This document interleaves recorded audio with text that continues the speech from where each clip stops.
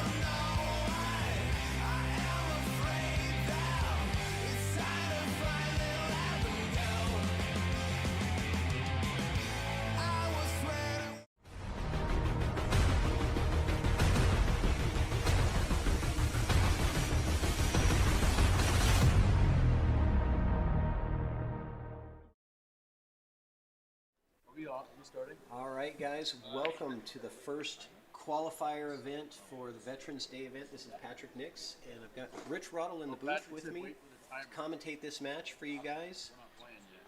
We're looking at, they just got started actually. They started a little bit before the timer ran out, but we're getting kicked off here with Army breaking first, and this is going to be a race to 15 teams event. The winner of this matchup will be playing against Team Navy in the main event on Veterans Day on November 11th. Welcome, welcome. I had my volume down. Sorry, guys. So this is Patrick Nix, and with me in the booth, Rich Roddle. Rich Roddle, and we are filming the Army versus Marines Veterans Day qualifier event for you guys today. Sorry about the delay. They had some trouble getting some guys on base, but we're getting this thing kicked off. They actually just started the match. It's going to be race to 15, Army versus Marines team event. The first matchup that you're seeing right here is Bo Bologna versus Jack Kiske. And Jack broke, pocketed a ball, and then I think left the table for Bo here. So we're going to get this action kicked off for you guys. Thanks for joining, everybody.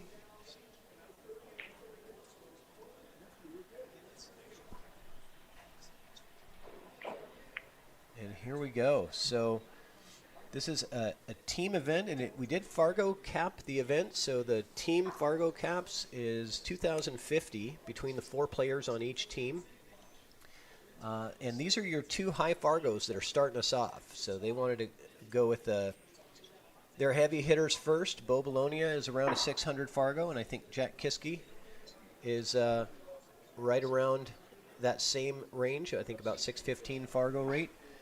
So Bo plays a nice safety on the 2-ball and gets himself ball in hand. So they're playing on 9-foot Brunswicks, and this match is going on base in Tacoma at the Joint Lewis McChord Army Air Force Base. So I believe the Marines are in a little bit of hostile territory.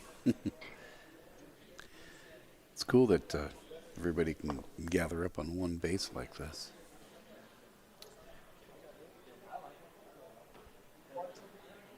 If you're out there in the chat, say hello to us. Let us know how you're doing. I know we're cutting into Seahawks game. Don't tell us to score in the Seahawks because we are recording it to watch later. But this was when all the players were available for Team Army and Team Marines to get together and get this match in. So we just decided to do this stream, just a few days ago. So Bo a little bit disappointed there on that leave from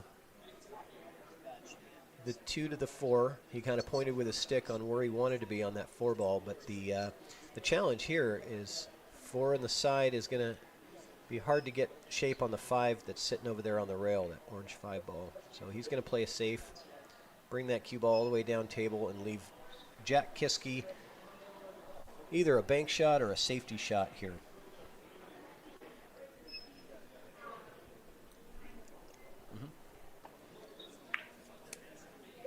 Looking like Jack's playing safety. Gets a little bit containing. Did not get the blocker ball that he wanted with that 7-ball. So this is exciting. This is the first time that we've done this type of event. Last year we did on Chalkbox, we did a Veterans Day event, and we kind of threw it together, and it was the most players that we had were Army and Navy, so we just did an Army versus Navy and last year, and the Navy won it. And this year, the Marines said, hey, we want a shot. So since the Navy won, they've earned their spot on Veterans Day. And we're doing this qualifier match to see who's going to play against Navy. What do you think, Rich? Who do you like here, Army versus Marines? I'm sitting here playing in the Fargo app, looking up all the different numbers so we can get the different matches. But what was the totals? They were pretty close, weren't they? Oh, Jack tries to get a thin cut off that 4-ball and get the cue ball down table for a safe. And the side pocket just swallowed it up. And Bo Bologna is salivating over here with ball in hand to get his team started off with a win. Let's see if he can get out here. You know, honestly, when it comes to military battles like this and the divisions in the military and the rivalries, I think Fargo goes out the window. These guys are just playing. They're playing for straight pride. They don't care what the Fargo rate is. Well, I only know two of the players, so if I was to guess, I'm guessing Marines. You think Marines? You think they're tougher than the Army? Is that what you're saying? I don't know. They got that oorah going on, you know. Right. Okay, so Bo getting off to a good start here. Nice control, and this is his home turf. They're playing at the Warrior Room. What a nice pool room to have on base for the military here. So draws that cue ball to mid-table, gets himself a little angle on the 7. The way that Bo likes to play, I'm guessing he's going to use a lot of spin here. He's going to use some low left and spin that cue ball around the table to come to the other side of the 9. He's going to come 2 or 3 rails with spin. You think he'll to get try and shape get on the 8. try and get below the 9? You Yep, think? I do. I think that's the way he likes to play, but he didn't hit it hard enough, and he's going to be stuck. I think. And we only have the one camera angle because this is a remote stream. We call this outside the box. So Rich Rottle and I are in the Chalkbox studio here in Paulsbo, Washington. This match is being played in Tacoma, Washington. And so we're just getting a remote feed of the cameras there. Let us know how the sound is. Can you guys hear the sound in the room there? The guys bantering back and forth in a little bit there. I can turn that up if you'd like. There may be a few shots that we aren't able to see as the players get into position. Yeah. Nice shot. What by a Bo. shot. There we go. Look at the lead, too. Unbelievable. So he did miss his shape on the 8 ball, only had enough to cut bank it into that corner pocket. And Bo Bologna starting off strong. Now, last year he played for Team Army against the Marines, but he was injured, and he didn't play his normal game. He was hobbling around the table because he had a leg injury, but he looks healthy now.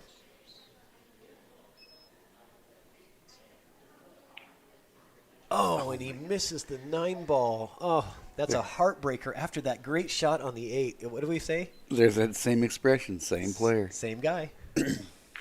I was just going to say that shape's overrated if you can do cut banks like that. And then, gosh, man, I mean, that's a heartbreaker for Bo. I know how bad he wants to win this after last year losing to Navy.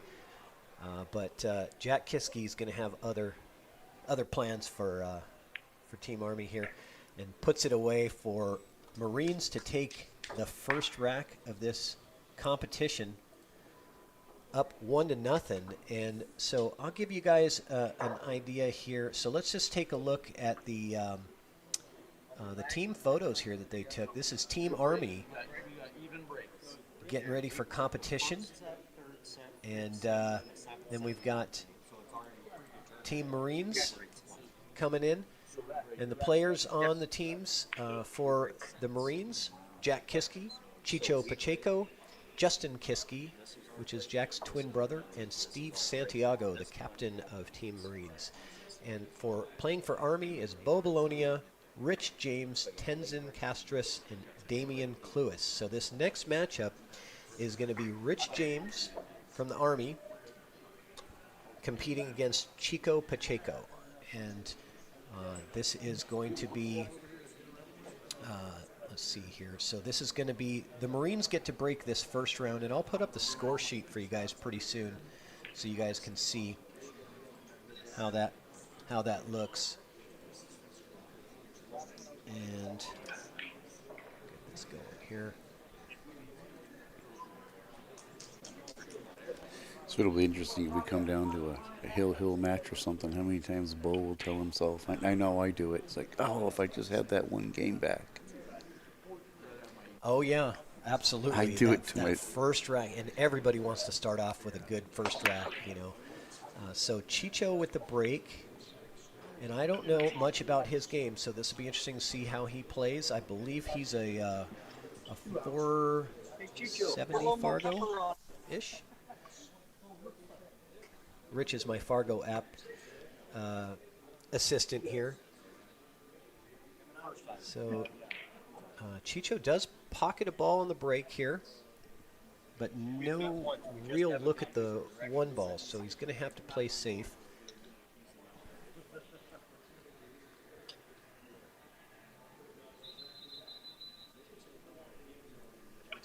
forgot the H in his first name. There's 2 H's in his first name. It's Chicho, not Chico. I know, I made the same mistake on the flyer. I had to correct it. Okay, so he tries to bank that one back, and I believe he got a little fortunate here.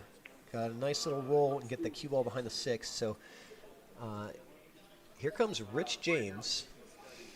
So we have 498 against 424. Which one is which?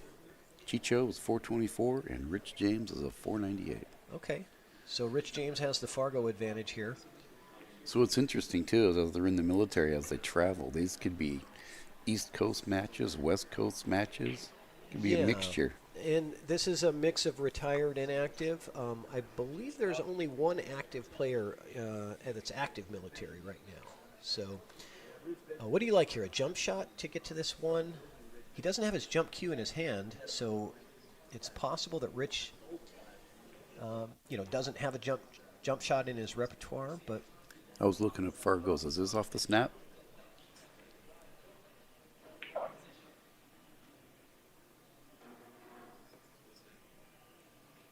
and a foul by Rich James to give Chicho ball in hand. Sorry, Rich, what were you saying? Oh, I was just wondering if this, I was looking down at Fargo's. I didn't know if this was off the snap, if he had a chance to roll out or what. No, that was not off the break. That was Chicho had played a bank shot on the 1 and got a fortunate roll behind the 6. So they're playing full-blown 9-ball, correct? Three-ball fouling? Correct. And, It's 9-ball, traditional BCA rules. They are playing with the 3-foul rule, so we might see some of that. But it is the only difference is there's no 9 on the break because it is rack your own. Okay. Chicho overruns that 2-ball a bit. And Chicho with the Marines is one of their older players. So he was in service in the Marines from 1970 to 1976. He was his last rank was E6, Staff Sergeant.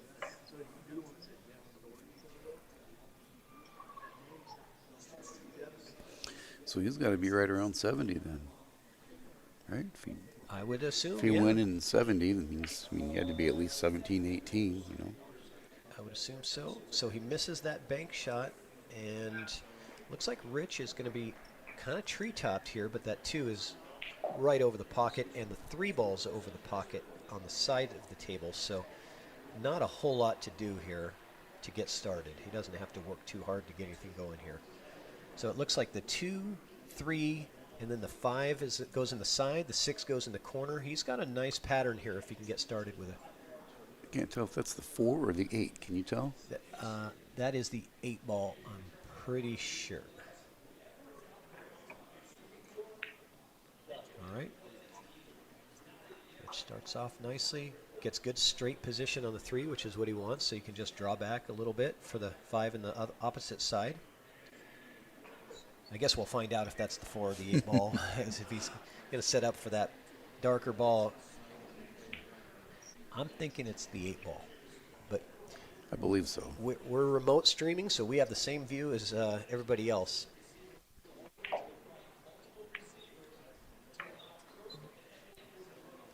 That pretty much sums it up right there. Yep, it is the 8 ball. So.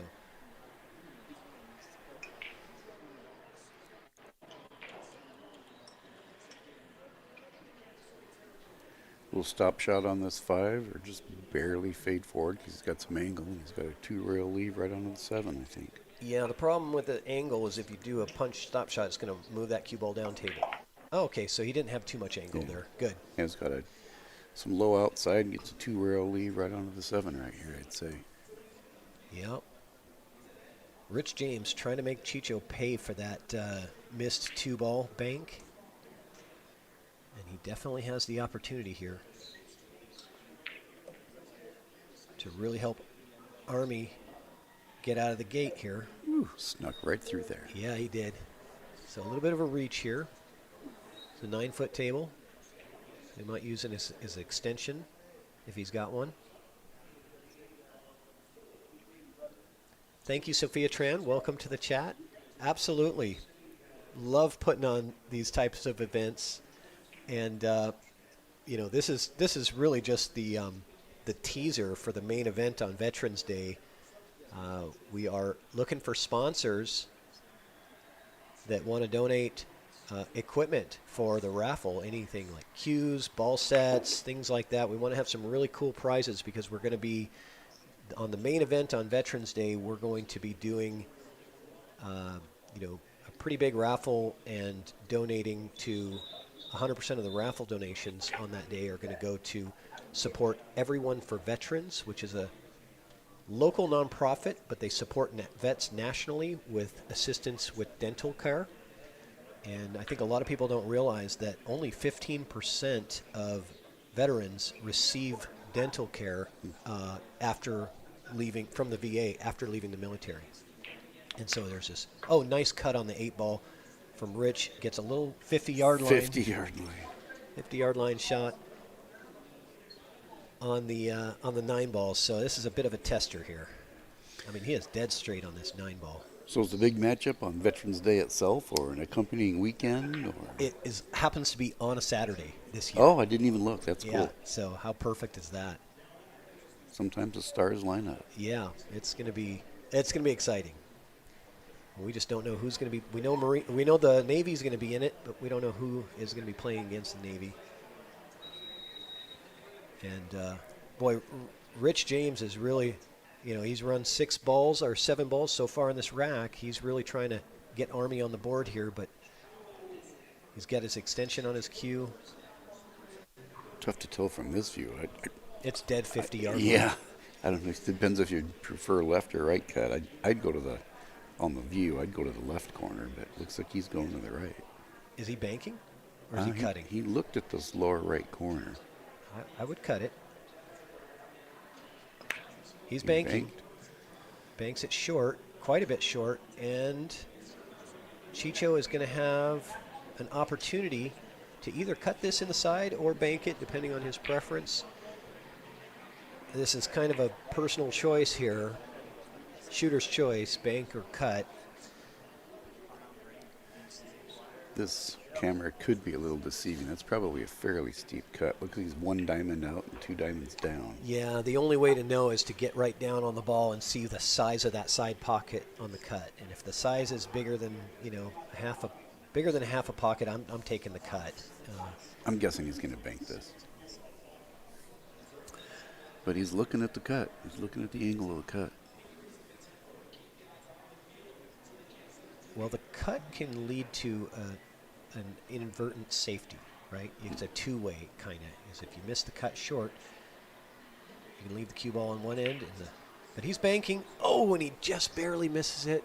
And what's going to happen here? Nothing easy. He kind of halfway gets away with it. Nothing easy. So Rich James gets back to the table. 2 failed banks, one from each player. We can see Bo Bologna over there warming up and practicing on the other table. This is nice because the guys, when they're not playing, they get to practice on the other tables. What a great-looking pool room. I'm telling you, a pool room like that makes me want to join the Army. You're too old. Can I get to play? Do I get to play pool all day if I join the Army? Is that the deal? Yeah, I'm too old. They won't take me. 1 day a year. Maybe I could just join to be the live streamer for the Army. You can be the videographer. Right. That's. So here he is. Cue ball not quite on the rail, but definitely not an easy shot.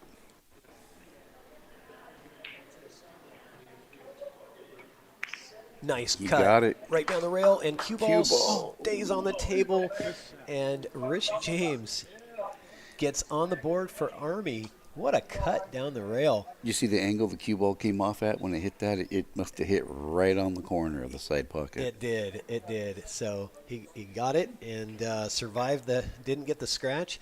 Boy, if he can cut like that, why didn't he try to cut that 9-ball in the first place instead of banking it across the table? Well, maybe he was thinking scratch, but it was below the dot. I didn't see a scratch there. But. Yeah. And that's, the more experienced players are going to cut that 100% of the time. They're going to not be afraid of that scratch because, the more experience you have, the more you see that tangent line, you know exactly where the cue ball is going to end up. All the old timers used to yell, "Don't ever bank a ball you can cut." Yeah, exactly. Exactly. I totally agree. So let me see what we've got here for. I got to make sure that.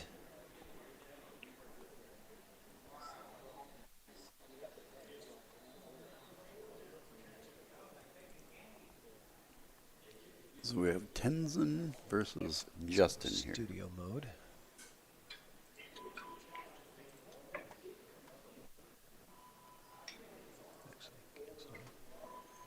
That's the one. All right, so 1-1, Army versus Marines. Yeah, so this is going to be Justin Kiske. That's Jack Kiske's twin brother. He's about a 557 Fargo rate. Is playing against Tenzin Castris, who is right around a 500 Fargo. And Justin with a dry break and giving Tenzin a look at this one ball to get started here. It's got a little bit of movement to do, but at least no balls are tied up.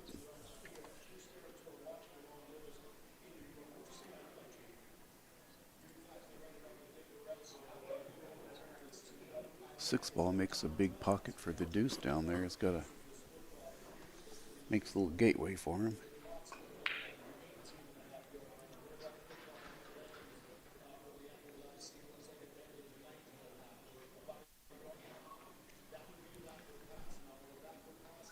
I'd just slow roll this and take the long cut down there. Ooh, it came out quite. Oh, that's the two there. Yeah. I was thinking it was a two. It's tough to tell. Yeah, that's the purple one over there by the 7. That's the 4 ball. Yeah. I was thinking the 4 was the deuce. Okay. Yeah, but he's got the 3 to set up for, which the 8 is a big ball here. So he's looking at where he wants to be with that cue ball to get on the 3. And I think he's got the right shape here on the 2. He's on the correct side of it to get over to using a little spin, come 2 rails, mid-table position on the 3 ball is what he's looking for here. Even if he doesn't spin, just forward 1 rail gets him mid-table. Let's see what he tries. Oh, he just draws straight back. Not a bad idea. 1 rail. 3 to the 4. That 5 could be looming big here. Let's see what he does. Yeah, he's got a lot of balls that could get in the way here. The 9 ball, the 5 ball, he's got to get on the other side of all of that. We don't know these tables either. We don't know how forgiving the pockets are. Well, I think they're more forgiving than mine. That would not be tough.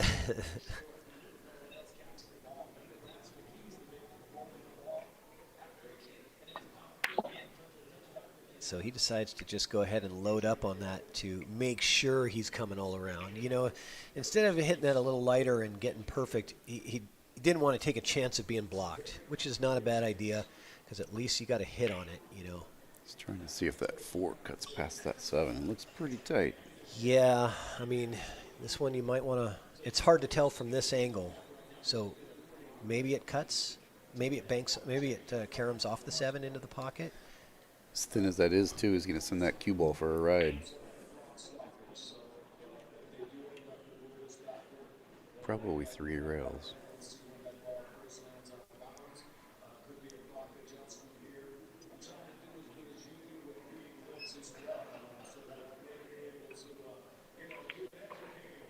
So he just plays safety. Does he get the hook? He's looking. I think he does. This camera says yes, but we'll see. No, but I don't think so. Justin's getting right down on it, so I don't think he got the safety. Unless he's playing safe here. Yeah, he is. Okay, he did get the safe. Oh, and Justin tries to get that cue ball all the way down to the other end of the table. You can see the expression on his face as he looks into the camera there.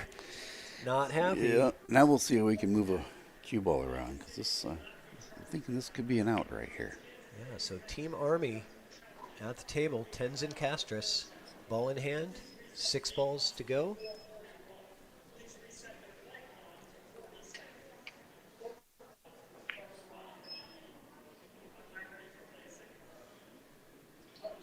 Pat Richardson, thank you so much. See you in the chat there. Appreciate the kind words. tried to bring up Tenzin in Fargo. I don't find his current number. Yeah, he is a different first name, and I'd have to look it up. But in Fargo, so he goes by Tenzin. It's right around 500, his Fargo rate. I did verify it beforehand.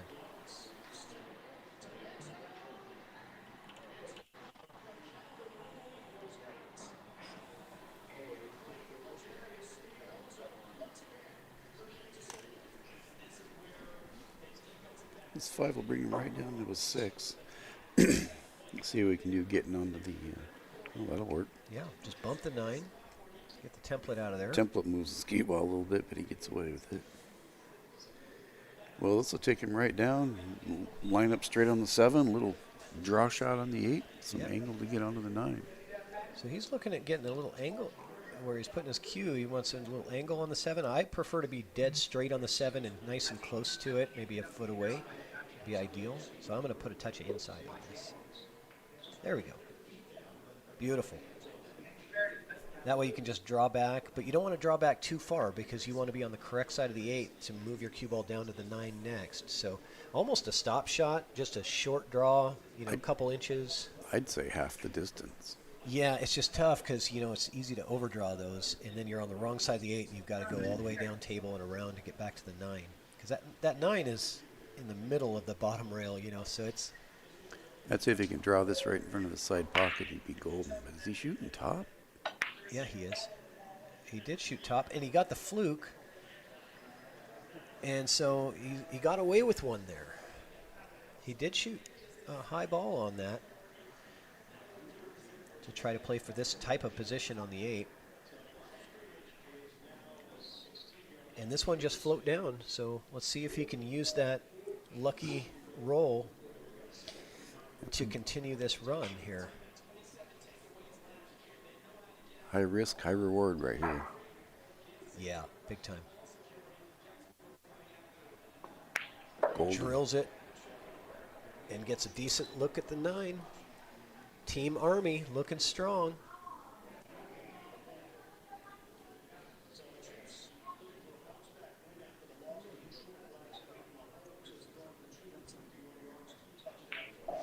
That's the interesting thing, not knowing these players. We don't know their strengths and their weaknesses. Okay, Tenzin closes that rack out with a nice run out. Get a little fortunate on the, A little bit of love. Yeah, a little bit of love from the pool gods. And he gets Army their second win. Let me get this score sheet updated here, and I'll show you guys the score sheet here. I can just copy this, save it as a file.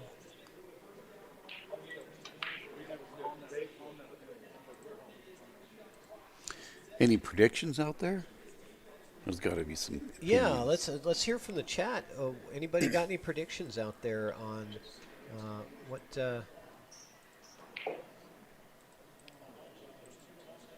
they think is going to be the outcome of this match? So, upcoming match here, we've got Damian Cluis playing for the Army, and to break this rack is going to be the captain of Team Marines, Steve Santiago.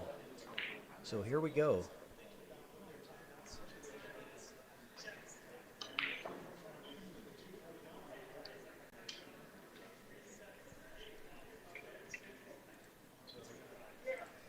So everybody's tried the traditional wing ball break so far. There's the first one. Oh, but he got an extra one. He got an extra ball that doesn't have any pigment. So let's see what Army can do with a ball in hand right here.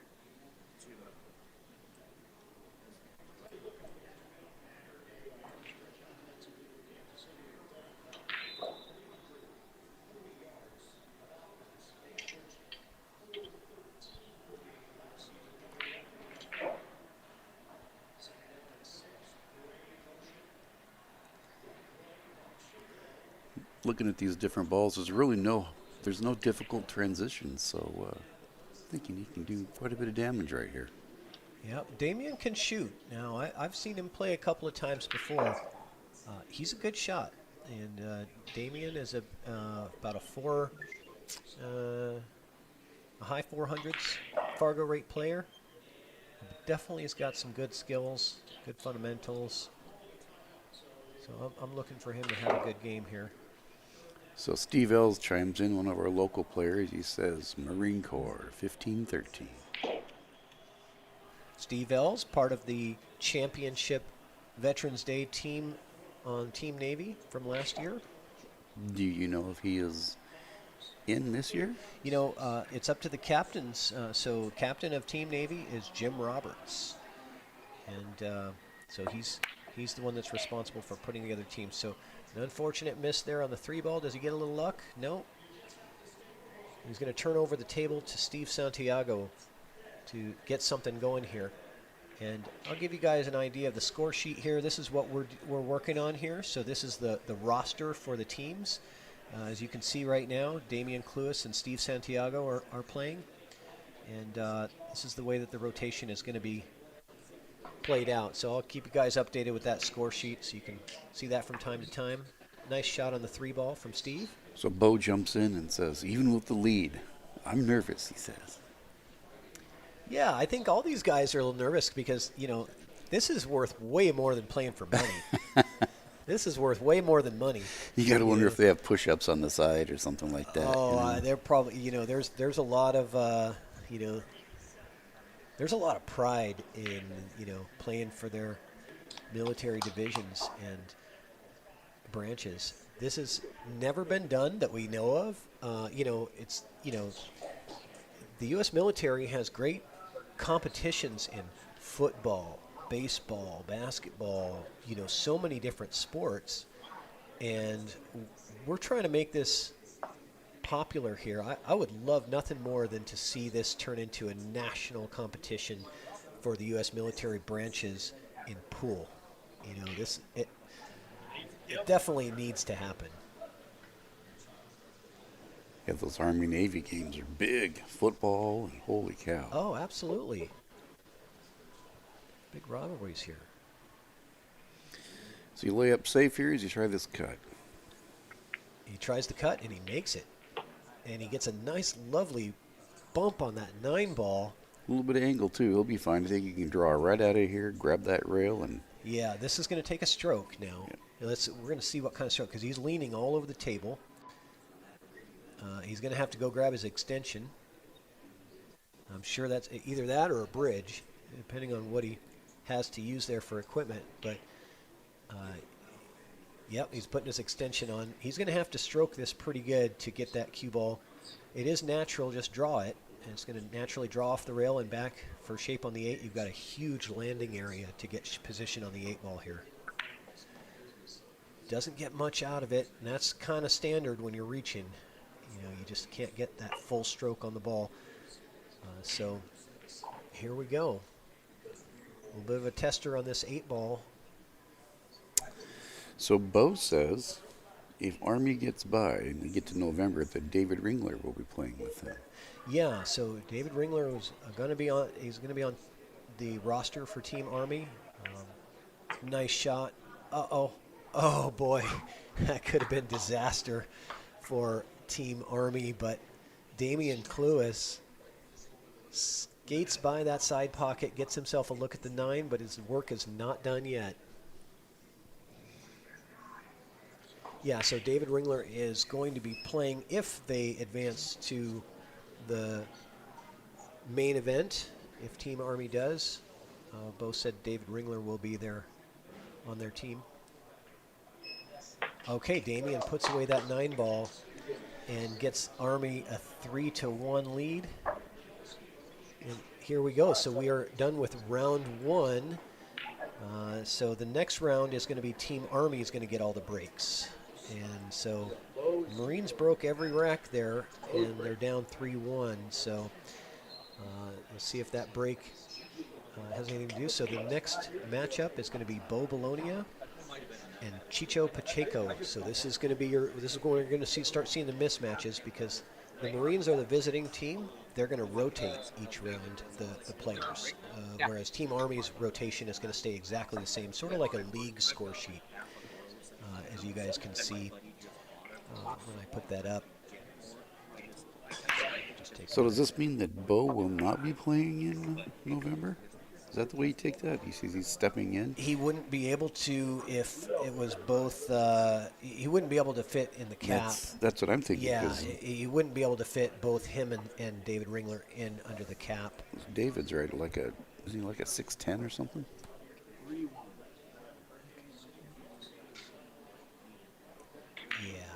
Yeah, he's up there. So.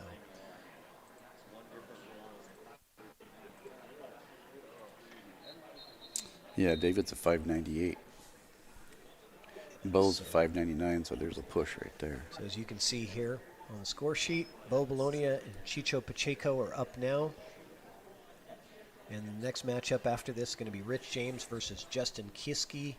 Then we've got Tenzin versus Steve Santiago and Damian Cluis versus Jack Kiske in this next round here. So there's a race to 15 total. So whichever team gets to 15 first wins the competition.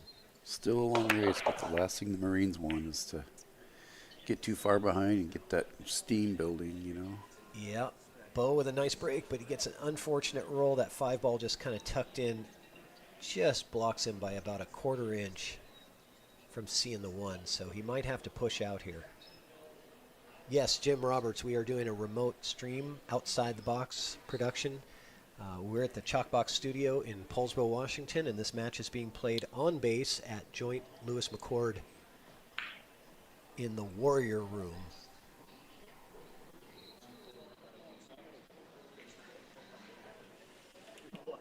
Damian Cluis comes into the chat saying he was nervous as hell. All right, Lee, you said the Seahawks game's over. You should get more viewers, but you got to keep that score to yourself, buddy. Yeah, don't spoil it. I haven't watched any of the Seahawks game yet, guys, so I've sacrificed my football need in exchange for doing this live stream for the vets here. So I don't want you guys to spoil it. Don't tell me what happened. Thank you. Okay, so a Bo pushed out and left a long straight shot for Chicho. It's kind of like a challenge here, wasn't it? I mean, he pushed out and he knows he's not going to give that one back, but he wants to challenge him and see if he could draw this cue ball back for the 2. Yeah, I was going to say I'd bump 2 rails and try and stash it down there. Yeah, and that's, look at that. Chicho got a little fortunate, but that's knowing your opponent, right? And so you gotta know, okay, if there's a bit of a skill mismatch. I mean, these guys are 150-point Fargo difference between each other. So yeah, he's going to push out to a place where he knows he can, hit that straight shot and draw back. Yeah, Chicho's a 424, so we're looking at 175 points here. Yeah, it's a big spread here. So Bo is the heavy favorite in this matchup.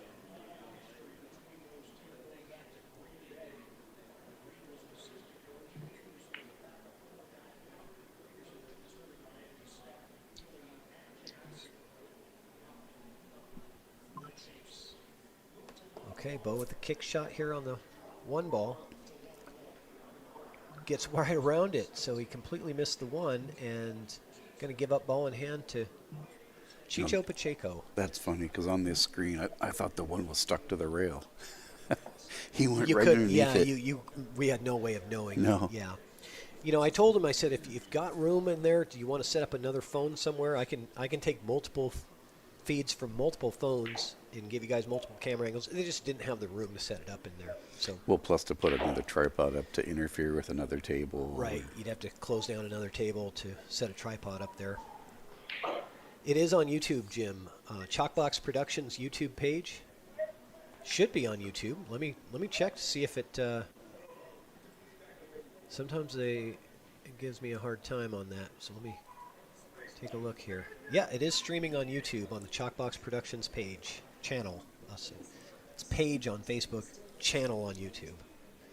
And guys, newcomers watching, or even anybody that's watching, make sure you subscribe. Hit the subscribe button on YouTube for Chalkbox Productions and ring the bell to get notified for new live streams that we're putting out. Really helps us go to the Chalkbox Productions page on Facebook and make sure you like and follow the page. And hit that share button. Hit the share button. Share it out to your friends. Doesn't matter if they're military or not. Everybody needs to be watching this. Thank you. Oh, hello.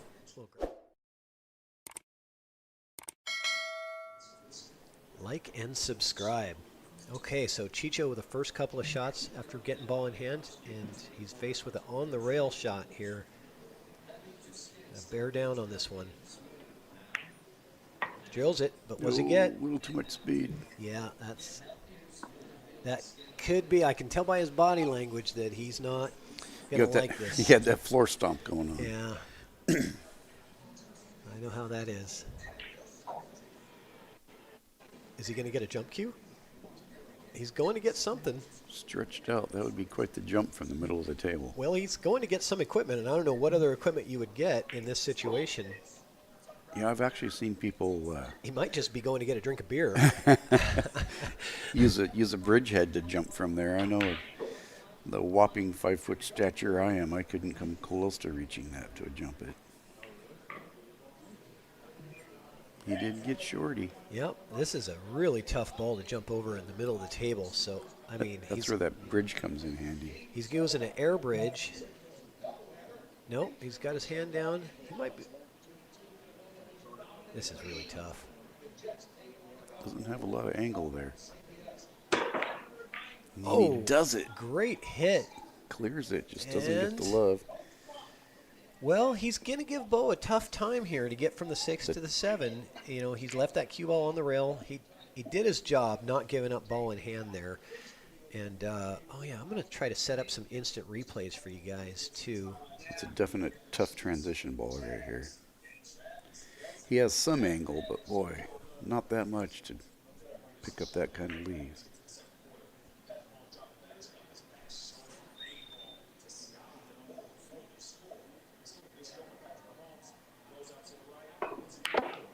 Oh. Bo says, I didn't want that. Uh-oh. He had the definite top going, but straight down the center of the pocket. Yep, and, you know, just so, you know, this is where you have to pay attention. That is foul number 2 for Bo. So I'm not saying that he's going to go for the 3 foul, but if for whatever reason Chicho misses and gets a unlucky, you know, gets a lucky hook somewhere, he needs to be aware that Bo's on 2 and tell him he's on 2 so that he can potentially get the 3 fouls. Long shot, but always pay attention to that because the 3 foul rule is in effect. I'm thinking Chicho's getting out right here. I do too. I'm not suggesting that he's going to go or that he should go for a 3 foul, of course, with a wide open, you know, ball in hand and 3 balls left. But sometimes funny things happen and you miss a shot and you get a lucky roll. You have to remember to say you're on 2, even though that's not what you were planning originally. You know? So you could get the. He was going to draw back here, so you never know when you draw into a pocket. We don't know how forgiving these pockets are. Chicho looking for the big upset here against Bo. And, oh, he gets a great roll on that. Look at that. Chicho Pacheco. It's David and Goliath here. I mean, he's 180 point Fargo difference, and he's playing like a boss right now. Look at that. Money. Great showing from Chicho to bring the Marines up to 3-2. And let's take a look at that replay because that was pretty. Replay set up right. I get it. Let's see here.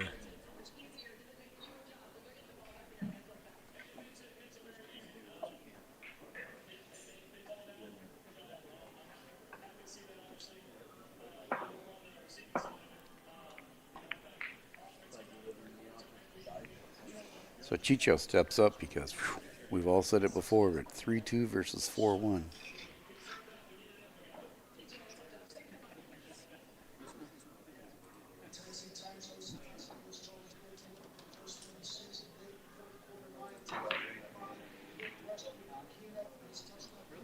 You know, the way that cue ball change. It almost looks like it touched the 9, but it didn't. I didn't see the 9 move. But I almost have to wonder if the cue ball hit the spot as it went by, because you can.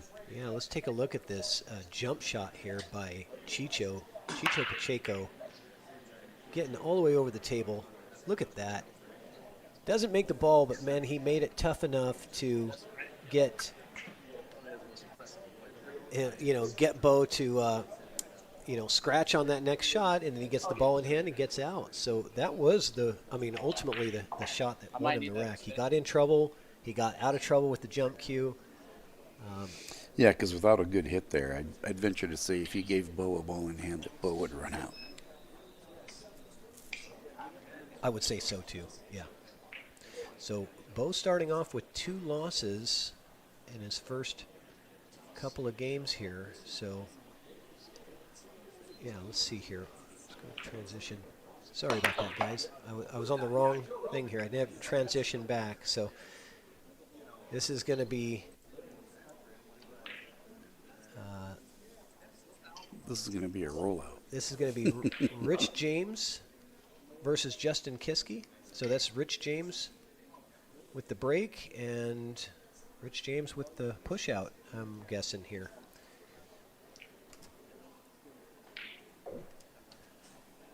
See where he pushes to.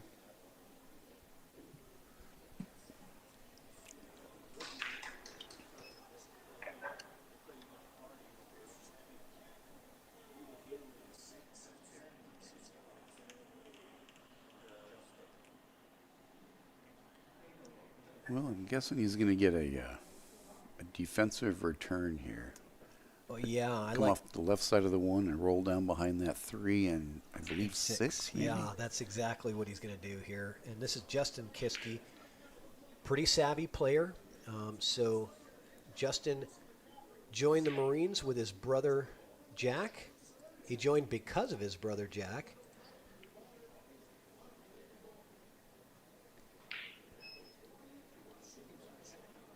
They went in on the buddy program and went through boot camp together.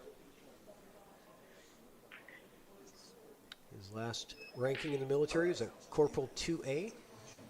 He's a motor T mechanic, advanced motor T mechanic.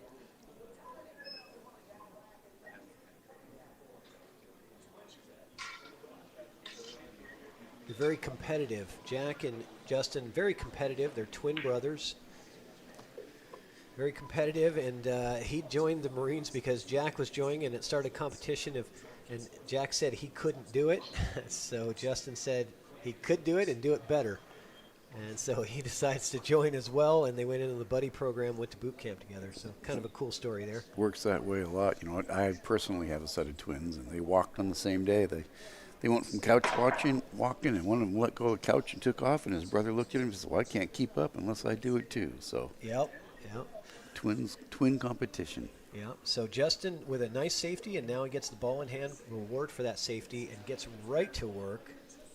Not really, walking around the table to see what he's got. I think he already knew what he was going to do. The only tough transition here, and that depends on his angle, is a 4 under the 5. He's got to get around that 9 most likely.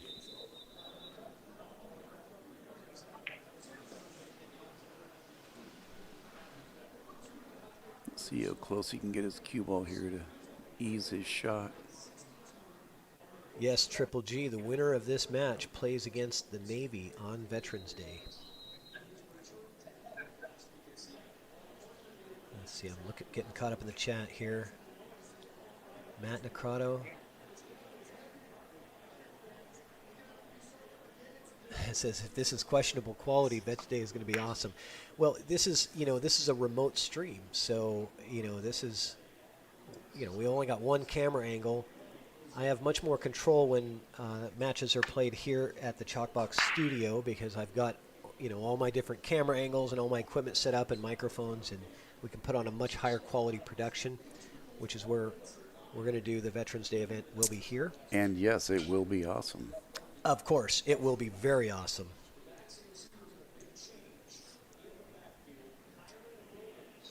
Was it last year that we did the Wounded Warrior Wasn't that on the Veterans Day? Yes, yes. So we raised over $1,300, and where did it work last year is we let the teams pick their nonprofit that they wanted to play for, and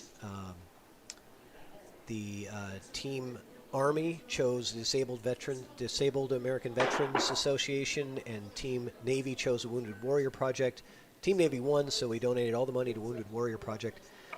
This year, I was a little bit more strategic in how we choose the nonprofits. I wanted to make sure I chose a very good nonprofit for a good cause, but also one where the majority of the money is going to be going towards that nonprofit. And I found Americans for Veterans, and just a fantastic organization. Everyone for Veterans is the name of the nonprofit that we're going to be raising funds for on Veterans Day. So Justin Kiske, back to the action here. Got a little funny on this. He escapes a long scratch, but boy, this is a long shot here.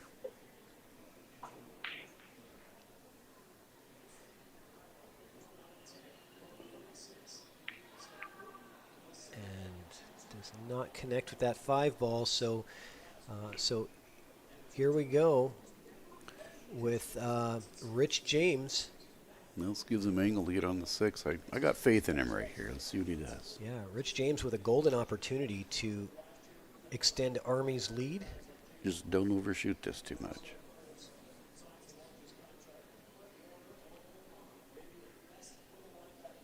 Yeah, it's hard to tell the angle here, but if you can, you want to hold that for the 6 in the side, and if you can't, you want to make sure you get all the way around it.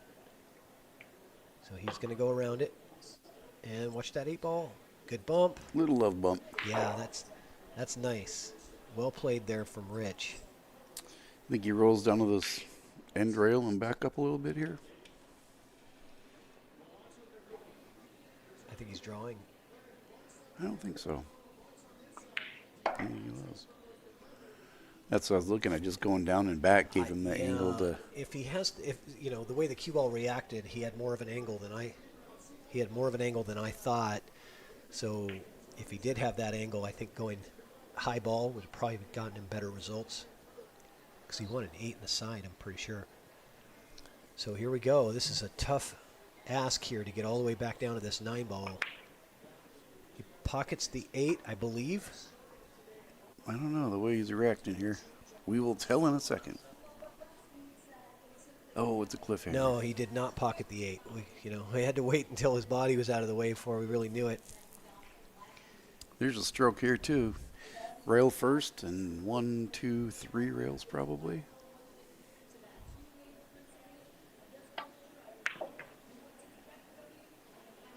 Did not get there.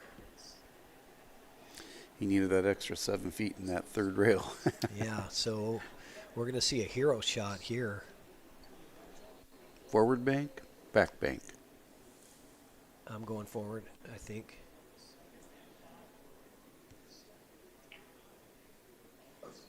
I'm going to the top right corner, as you see on your screen. Would be the pocket to Justin's left, on his left side. That's where I'm putting it, but we'll see what he decides to do. I believe he is too.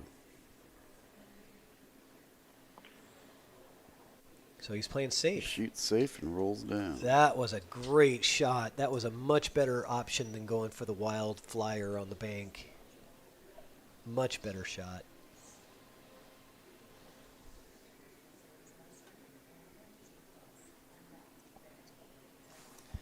Yeah, I think he got away with that because the 9 was right on the rail. You can't do that same shot again because the 9 ball will lift off the rail too far.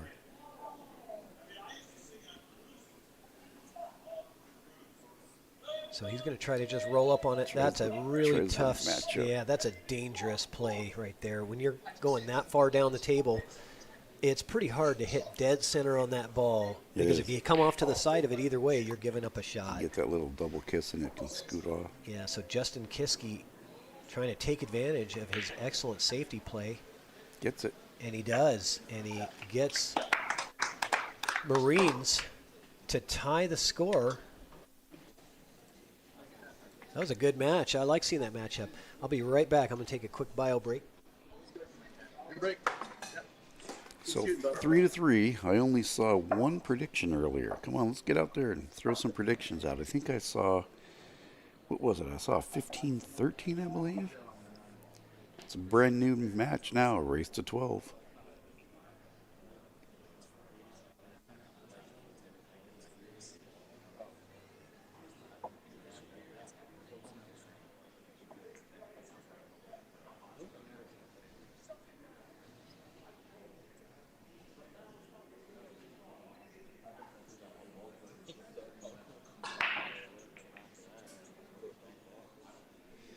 Sure is a nice looking pool room they have there. Looks to be at least 6. I can see a shadow of a 6th table.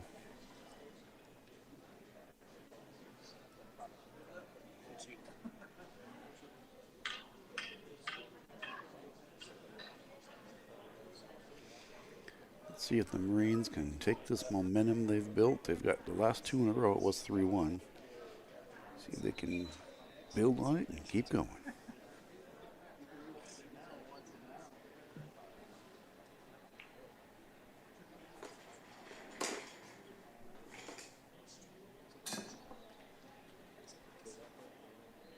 All right, I'm back. Got our scoreboard updated here.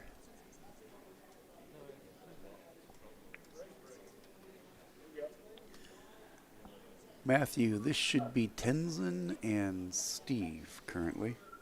Yes, that is correct. Tenzin was the breaker in this match. And that is Tenzin up at the table, so the pocket one on the break.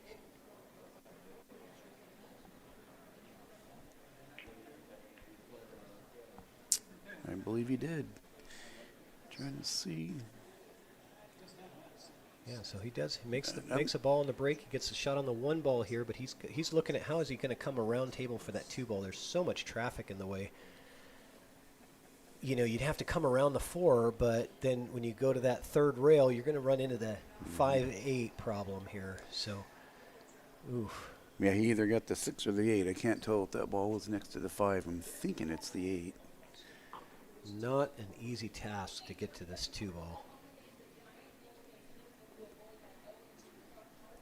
You could just hit it as hard as you can and see what happens. I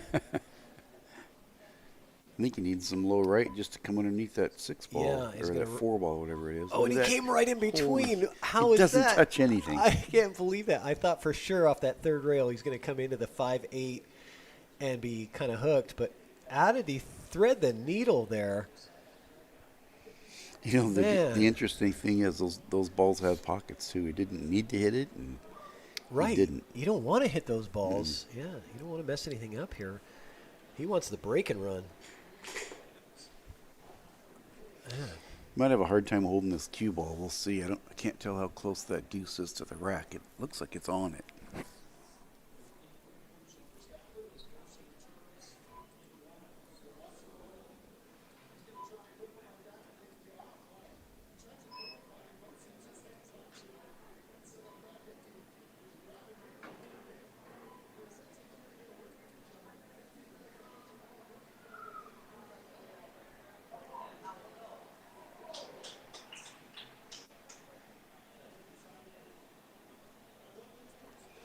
Taking his time, definitely. Stood back up once. And I was wondering if the frame was frozen for a second, but he's just that still.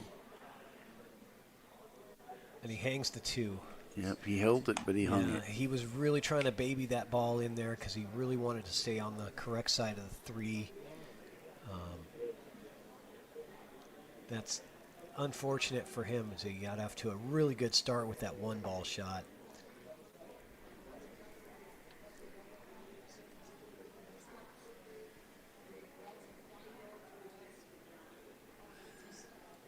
Probably need to bring this cue ball about center table about right now.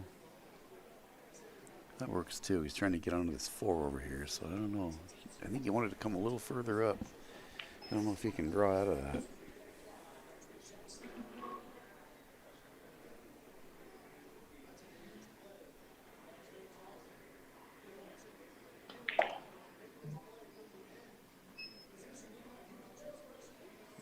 that tightens things up a bit. Think you can get by that 9? I don't know if you can. I don't think so. I think he's going to kick off the rail at the 9 ball here. Oh, maybe. Oh, he's looking at it.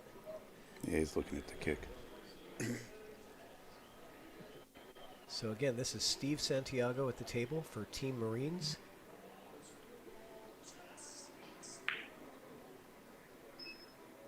Steve is a 370 something Fargo.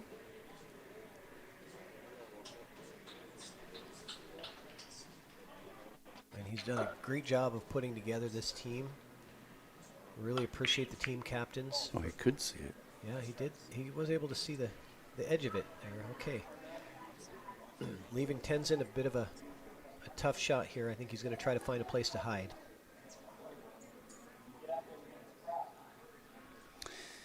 Yeah, I think he just bumps his 4 and tries to touch it on this side of the table on the center diamond right behind the 9 and leave the cue right in line with the 9.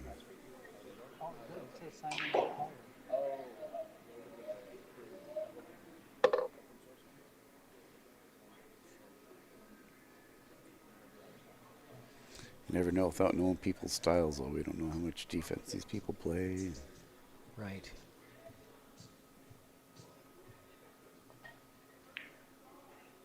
Uh-oh. Goes for the shot. That's tracking right to the corner. Yeah. He's looking at it, but he's like, please don't go, please don't go. Oh, yeah. There's no hope for that one. No. It had eyes for the pocket. Okay, so Steve Santiago, I recommend getting that cue ball about a foot closer to your work there. It's going to make, he's got to reach, though. That's why. Yeah. Yeah, I'd rather draw a little further with a nice, easy stroke. Yeah, it doesn't look like too bad of a reach, but I always recommend, I see that a lot with, newer players and a lot of players where they'll take ball in hand and they'll put it 3 feet away from their object ball. It's like, get it as close as you can. It makes it so much easier. So he's got an interesting one here on the 7. Is he go over and back? I would. Yeah, see. He went over. He forgot the back. So it's a tough transition right here. Yeah. It's a tough shot and a tough transition. Yeah. But, I think the shape on the 8 will be natural because that cue ball is going to go back and forth across that rail if he cuts Yeah, but it's going to go down table too. So. Yeah, but if he makes that shot, he'll have something on the 8. But definitely a tough. He left himself in a tough spot there. So Tenzin Castris at the table now.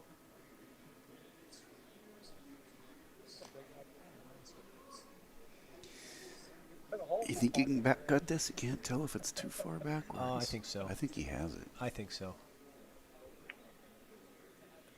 Yeah, he could have back cut it. He just didn't cut it enough there. He was so focused on getting shape on that 8 ball. He was probably worried about getting behind the 9. So Steve Santiago now with an opportunity to get the Marines the lead in this match. So far, this is a pretty tight race. Uh-oh. He hangs it. He gets a little, wipes its feet, and he gets the pocket monster, and he says, no, not for you. No, not quite. Not today. I like Tenzin's form here. He's definitely... Is he going rail first? No. Down on the ball. Nice. Decent position on the 8 here. He might be able to sort of nip draw this and hold it, but I would prefer to stroke it. And if you've got too much angle, don't be afraid to just come off that side rail and back out for the 9. Or try to float it over for short side position on the 9 even. Looks like he's drawing. It's easier to undercut these because you're trying to hold the cue ball.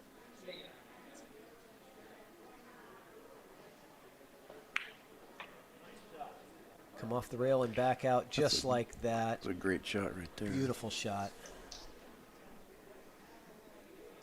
All right, Tenzin Castris for Team Army with this 9 ball to give Army the lead.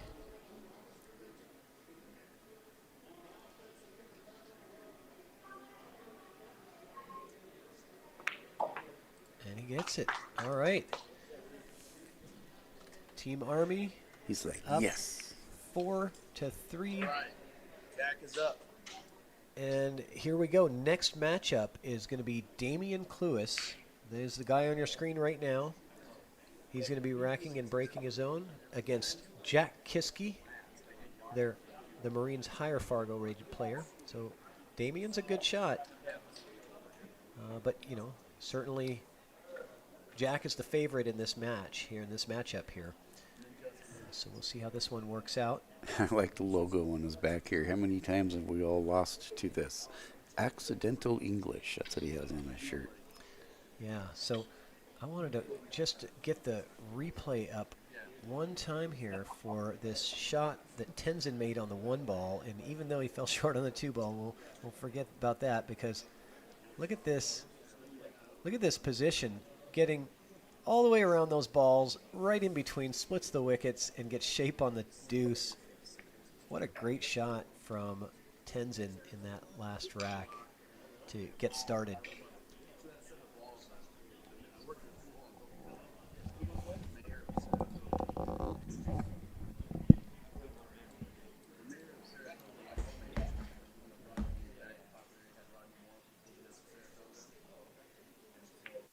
Okay. Damian Cluis for Team Army with the break.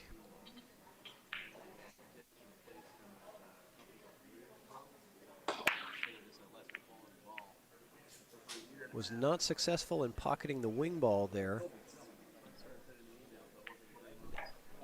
And but he doesn't really set anything up here for Jack. So let's see what Jack Kiske's got in store for this. He's going to have a safety playing here. Yep. He tried to play safe and get behind either the 5 or get behind the 8-9. Did not work out, leaving Damian an opportunity to get this 1 ball. I'm not sure if it clears by the 6 down there for that top right corner, but he certainly has room to back cut it in the top left corner, which is what he's looking at right now. Accidental English. I like that. I like that. Yeah, that's what I was talking about earlier. How many times have we all been bitten by accidental English? Oh, yeah.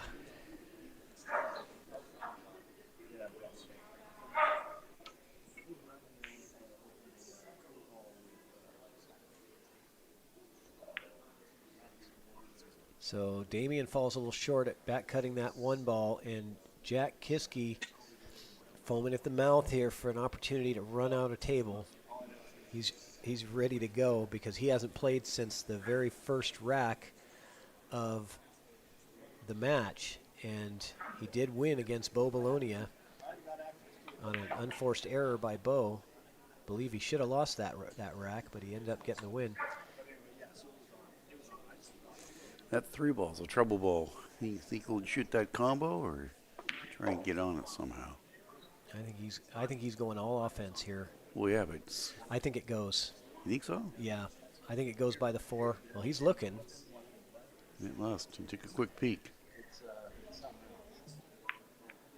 It would have went by the 4. It had a small window there to go. And he gets a little fortunate roll there, gets behind the 8-9.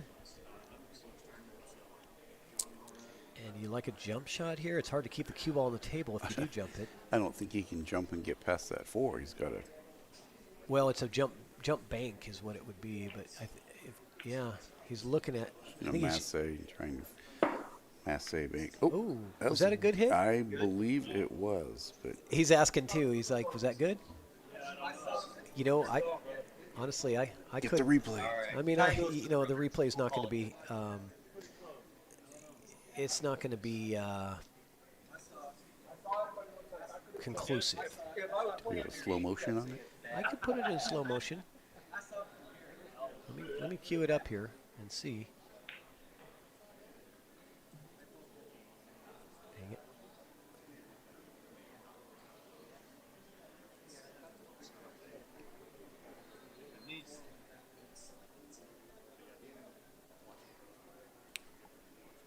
So they're saying no foul because I think it was just too close to call.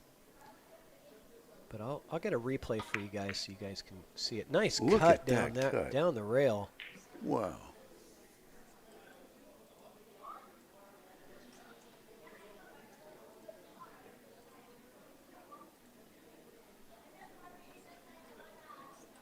Heck of a cut by Jack Kiske on that And three another ball. one. Yeah, he's got skills. He's He got says, skills. I've been He's sitting long enough. Yeah, he's not a 600 something Fargo for no reason. And he's had that long wait.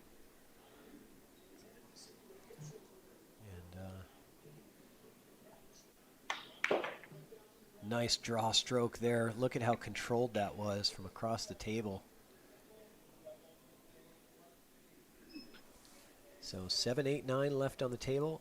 Does he come around the rails here? Yes, he does. 3 rail position. And gets pretty darn good on that 8 ball. I like it. I like his odds here.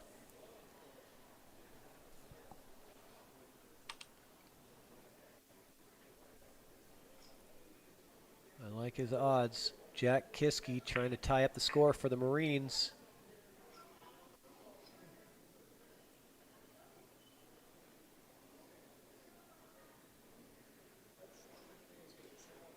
Here we go.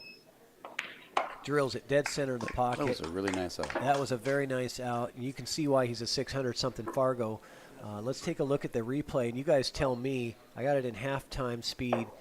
You tell me if you think good hit, bad hit. It didn't matter. I don't know. I don't know. I watched the replay slow in half speed. I still couldn't tell. Yeah. So, but it didn't matter. He didn't need ball in hand to run it out. He just took it. Now you can do Took that it where it lies, and when you can make a Ginsu cut like that all the way down the rail. Wow. yeah, a couple of good cuts there to get that one going. So Damien with the loss there, and Jack Kiske with the win. And the next one is Jack's twin brother Justin coming to the table, and I believe Justin will be breaking against Bo Bologna.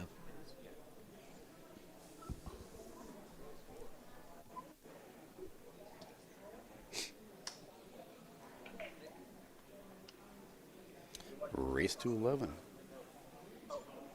All right. So Justin Kiske, Jack's twin brother, with the break. Going to try to top, because they're so competitive, he's got to try to top what his brother just did.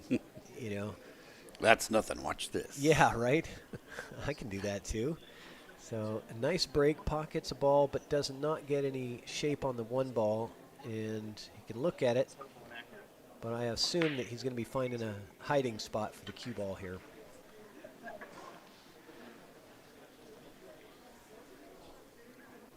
Yeah, you always have some haters in the chat. I don't know, what are you going to do? Yeah.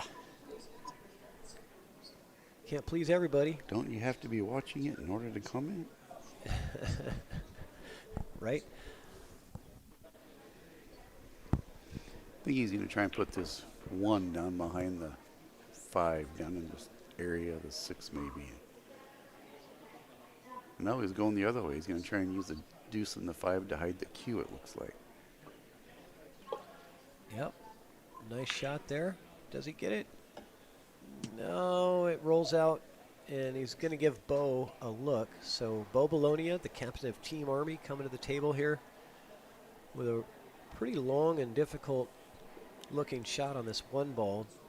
I don't know if it's off the rail. It's hard to tell, but if it's off the rail a little bit, it'll be a little easier for him to cut this ball in, I think. I think he has the cut. Can't tell if he's got the whole ball here.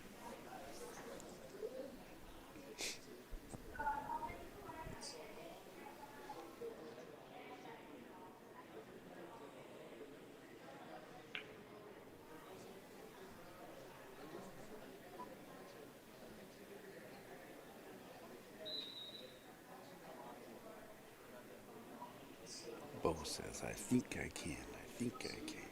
So is he? He's cutting it, I believe. Is he going to rail first? It's hard to tell from. No, he's cutting it. Overcut it. He actually got too much of it, yeah. And he got a fortunate roll. He gives the obligatory hand wave. Sorry, not sorry. Yeah, it's the old wish I could do that on purpose wave, So Right.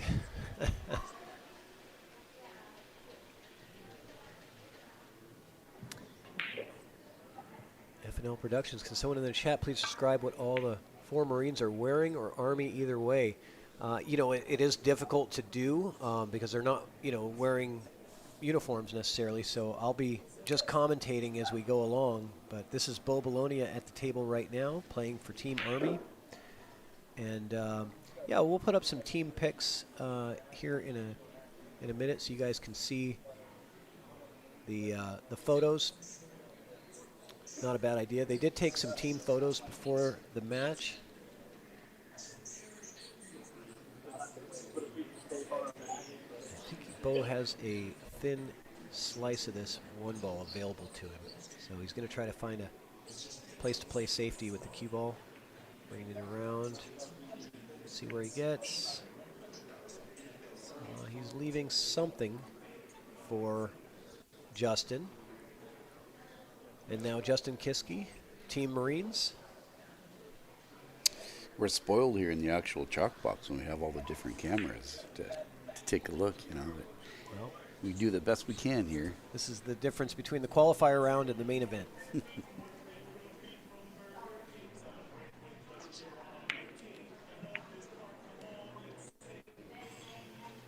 Okay. Does he get safe? I think he can touch it.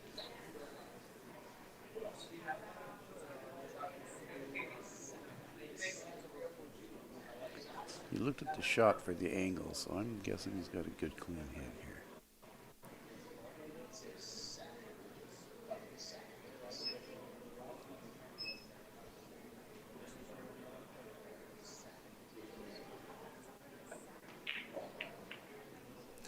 No, he did not. Yeah. And he's setting up a juicy opportunity here for Justin Kiske to get things started in this rack.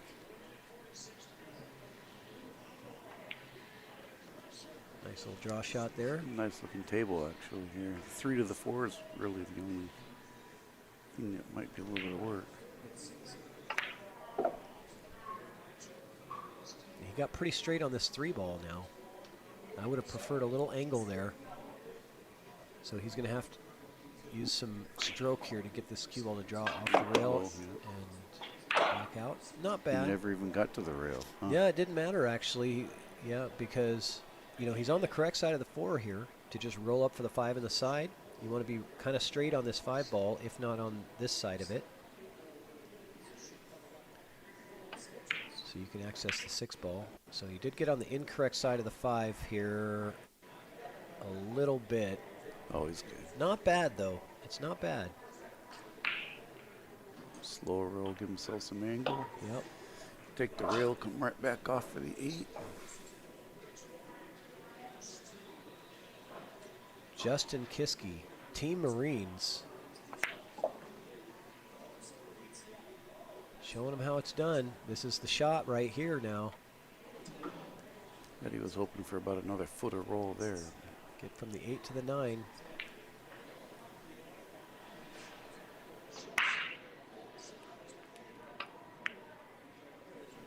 That was a really nice shot. Yeah, there we go. And he got a great opportunity here for himself to pocket this 9 ball and give Marines the lead. And this thing is going back and forth, man. Oh, and I was just thinking too, like, how big was that missed 9 ball from Bo earlier? Well, now we got a missed 9 ball from the Marines, right? So the very first rack, we had the missed 9 ball from Bo. And Bo's the recipient of this one. And then he gets the recipient. So Team Army gets the lead. What a swing that was. Should have been 5-4 Marines. And, let's throw up a team picture here. So this is Team Army. So as you see from right to left, you've got Tenzin Castris, Damian Cluis, Bo Bologna, and Rich James all the way on the left. Those are the players for Team Army. And Team Marines on your left. So I'll go from left to right, so that's probably better. You've got Steve Santiago. You've got Justin Kiske, his brother Jack Kiske, and Chicho Pacheco for Team Marines. So that'll help you guys kind of identify them as they're playing through here. And this next match is going to be between Rich James and Steve Santiago. It is Steve's break. Yeah, it's kind of ironic there that Bo, had the missed 9 ball in the very first rack and then was the recipient of the missed 9 ball, 10 racks later. What's that saying? What goes around comes around? I guess so, yeah. Race to 15, the luck will slide both ways a couple of times, usually. So he's breaking dead center, which is interesting here. Steve Santiago going with a dead center break on this. Made one. And he makes a ball, did he? I believe one. No, he didn't. No, there's still 9 on the table there. Oh, so there is. I sure looked like one came in the lower right corner. I don't recommend ever breaking from the center unless you're trying to do a 9-ball break. I mean, if 9 doesn't count on the break, there's no advantage to breaking dead center. You definitely want to break from the side, pocket that wing ball, try to control the 1 and the cue ball. And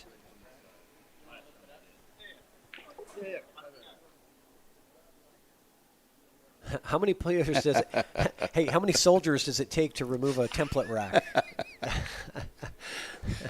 Just like the old Tootsie Roll. 3. 2 Marines and 1 Army guy to remove the template rack. We got it done. All right. So here we go. Rich James for Team Army to try to get this thing started off. This rack started off. What a swing that was in the last rack. I would have bet my whole wallet that Justin Kiske would have made that 9-ball from the shots that he had made previous to that to get that perfect position on the 9. I would have put my whole wallet on that, and I'm glad nobody would have taken that bet either. He was playing good. But that old same player expression, I tell you, there's a lot of pressure. I mean, okay, tries to kick in between those balls and kick that 1 ball. So a good safety by Rich James pays off with ball in hand here. But yeah, a lot of pressure for these guys. I mean, this is way more pressure than playing for money. They're playing for the pride of their military branch. I mean, they're never going to hear the end of it. Especially if Army on their own base, loses to the Marines. It's going to be hard for them. They're going to have to wait a whole nother year to get another opportunity. They're going to have to hear about it for a year. See, these are. Were they all retired, or were a few of them active duty? I think Tenzin Castris is the only active duty that are on the roster.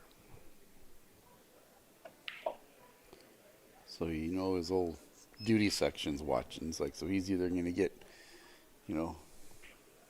hands on the back, good job tomorrow, or. Well, Tenzin has won both of his games so far in this match, so he's undefeated.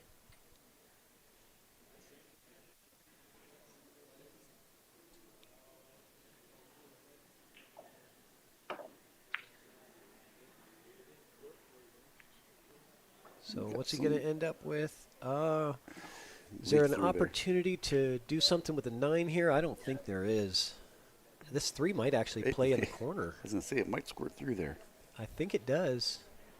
And Steve Santiago for Team Marines. It must, because he didn't look at it very long. Yep. But gets himself a really long shot on that purple 4-ball down there. And then to get to the 5, this is just... Yeah, the transition to the 5, because he's on the wrong side of the 4 to get to the 5 easily. This is just take your medicine, pocket the ball, and or get safe. Doesn't sell out anything major here. I like a safety I like Rich's opportunity to play safe here. If he can bank that ball to the other side of the table and hold the cue ball down where the 4 is now, if there's a way to do that.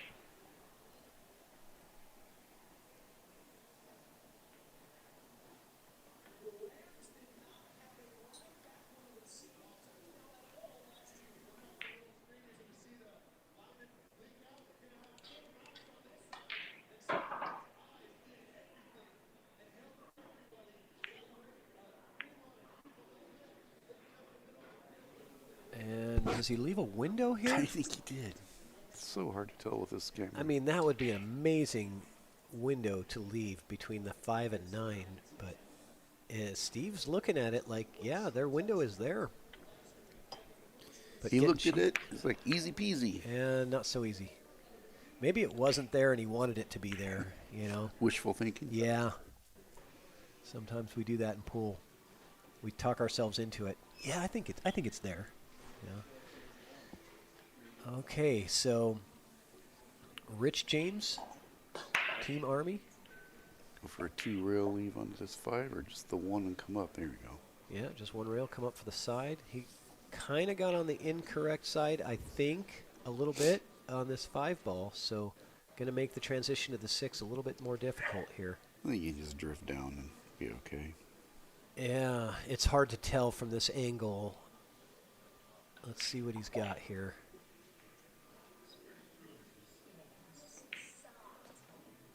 Yeah, he ended up coming underneath the 6. Not bad, though.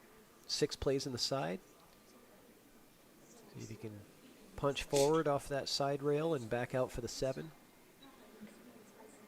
Or you can choose the cut down to the corner, longer shot, but it'll get you better position on the 7 because you'll be able to just kind of draw that cue ball off the 2 or 3 rails and back out for the 7 ball. So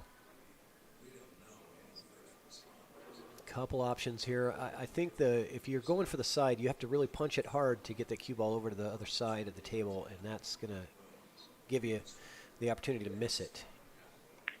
So he decides to cut it. Just a little off.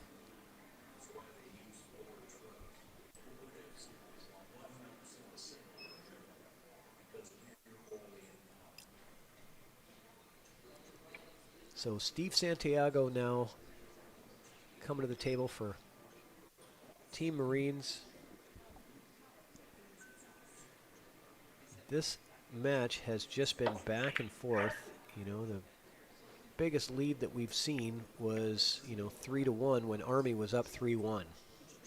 And other than that, it's been really head-to-head. The last few matches have just gone back and forth.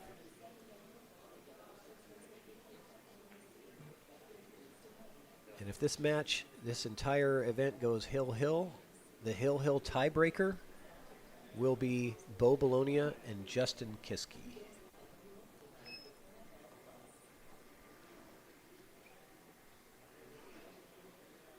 I know I'm getting a little ahead of ourselves here. Uh-oh. Scratch from Rich James. Steve Santiago for the Marines coming up with ball in hand and as a 4-ball out opportunity here. I like 6 in the side, roll forward for the straight position on the 7 and get yourself a... See, he's going to draw back for position. It's much easier to roll forward for position than it is to draw back. You know what I'm saying? Completely. You got ball in hand, you can go ahead and choose. I like rolling forward a foot versus drawing back a foot. Much more natural. You know, unless it's a stop shot, then it doesn't really matter.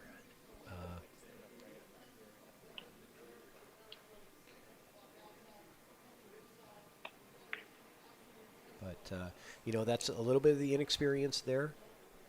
Steve is a 370 something Fargo rate player, so not the same level of experience of some of the other players that are in this competition.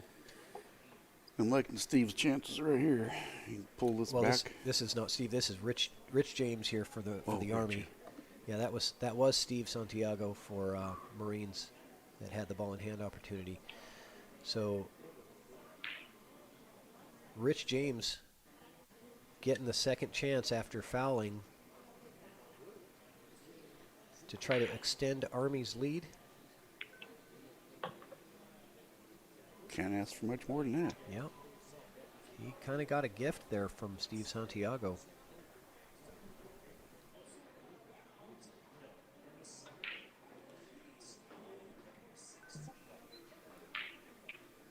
Okay.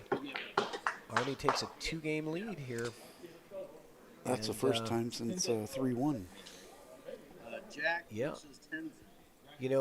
There's a little more of an imbalance in the ratings for Marines. They've got a couple of highs and a couple lower Fargo rating players versus Army has more of a balanced roster, and so the total Fargos are real close to the same.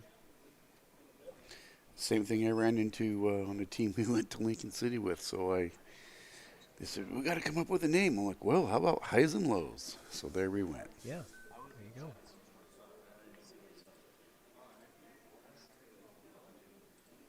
And we'll show you guys that score sheet here. Oh, it didn't update. Okay.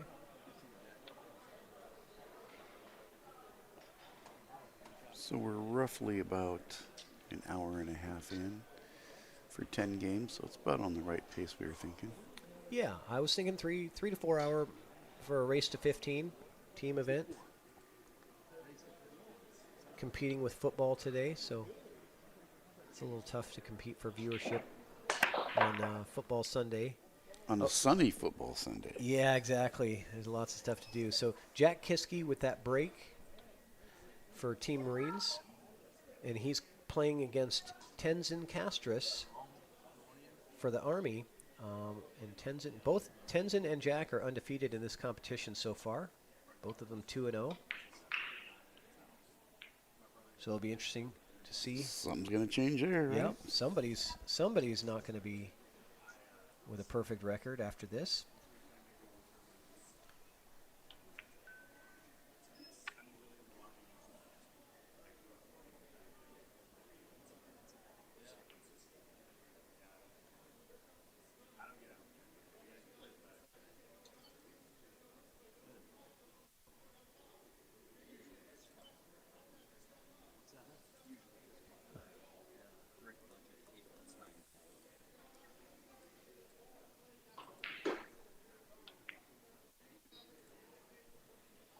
So Tenzin can see the edge of that 2-ball. Needs to get safe.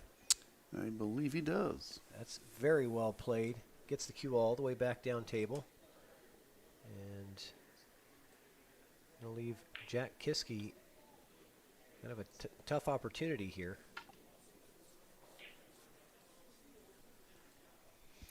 Jim Roberts is looking for Navy players.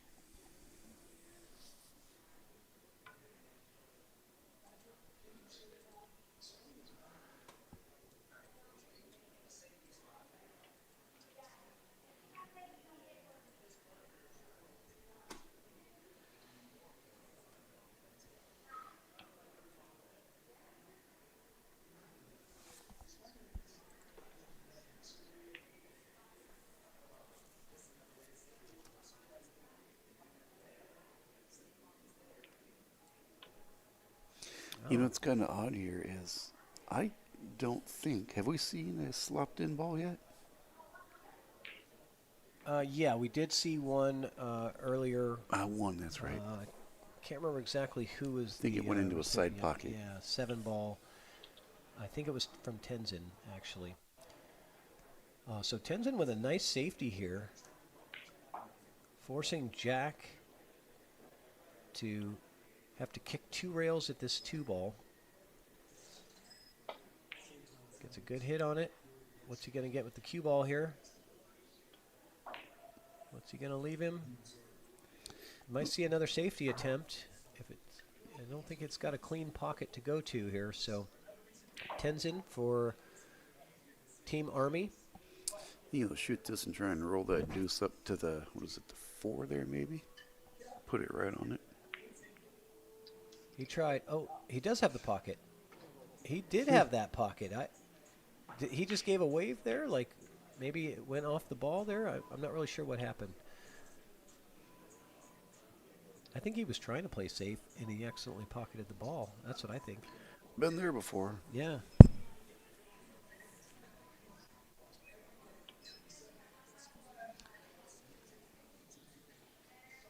Jim Roberts in the chat, the captain of Team Navy. Okay, so let's see. See if Jack has an opportunity here. I don't think he's got a clean pocket for this 4-ball. So I was going to say a shout out here. Jim Roberts, captain of Team Navy, is in the chat. So any Navy veterans, active duty or veterans, interested, nice little combo there. yeah, very good combo. If any Navy veterans are interested, please message Jim Roberts. He's in the Facebook chat. He's looking to put together alternates for his team, have a good comprehensive list of players to choose from. So Jack with a very good safety on that 4-ball. It gets absolute maximum separation here with a couple of blockers. He's got to be happy with this one. He wants to come back to the table with ball in hand and a 5-ball out. And I think he's got a good chance of doing that. But Tenzin almost gets the good hit. Just falls a little short there.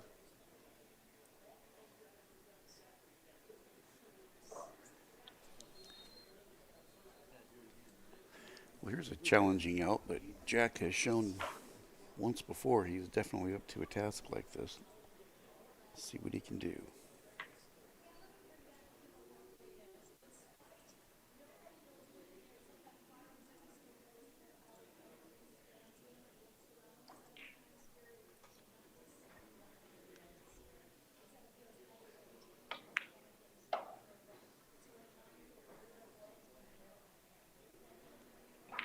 Yeah, I don't see any problems for Jack Kiske here. Yeah, see, I was thinking that was the 6-ball, but it's the 8-ball. Yeah, 8-ball, and it's just about getting on this 9 here.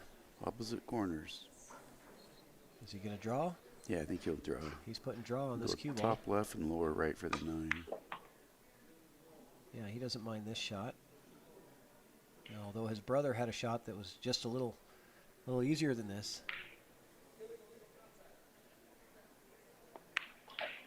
Not this time. Jack Kiske takes care of business. Another nice out. And gets Marines to 5. And we got a great race here going on. So let's get that scoreboard updated. And let's see here.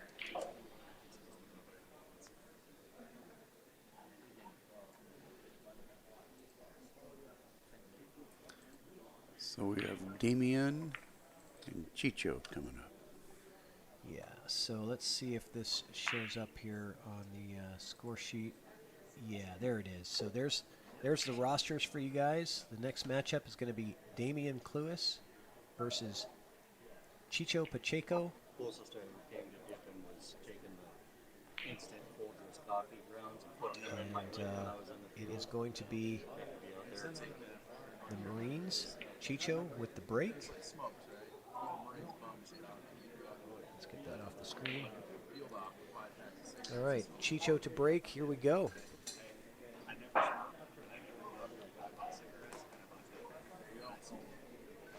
Still haven't had very many people jump out with predictions here. Well, we had a couple. Yeah. I think we're competing with football here. That's hard And to compete. sunshine. Yeah, sunshine and football. That is really hard to compete with. If it was raining sideways in December, it might be a little bit easier. I think a lot of people will be watching this later. Yeah, that was actual chew.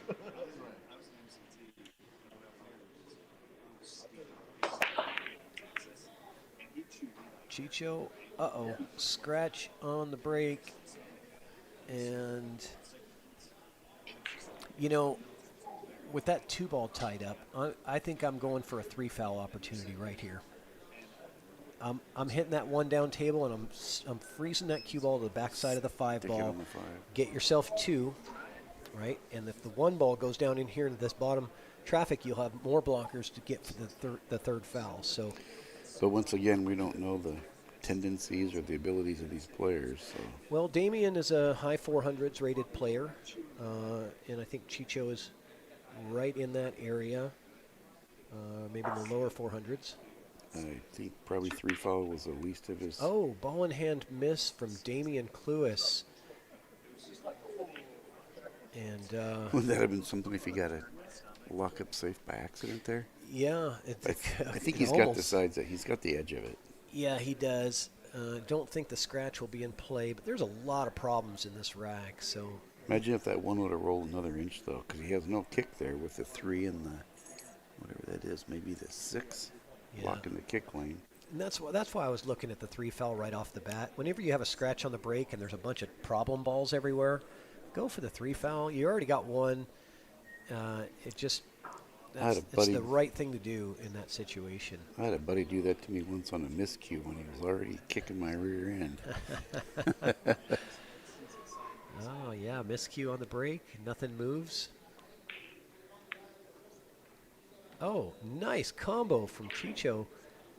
Does he get shape on the 1? He does. He's got an opportunity, but the 2 and the 9 are not wired. I don't think they're wired to go anywhere. I mean, he might take a flyer at the 9 after this if he pocket this 1.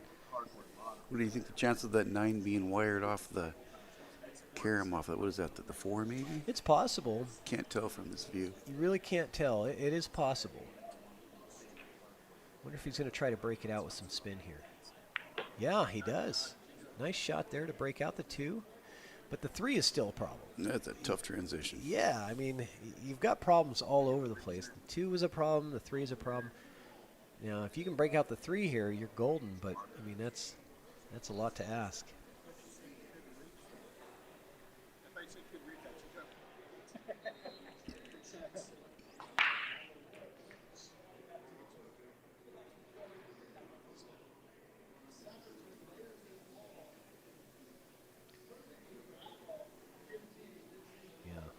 This rack would have been a lot easier to.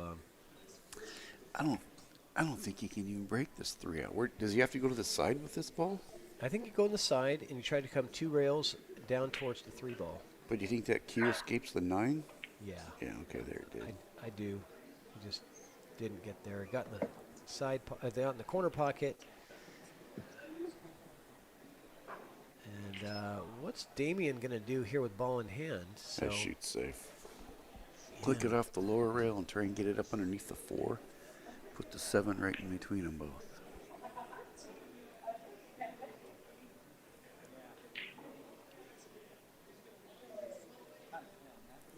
So Damian Cluis for Team Army at the table right now.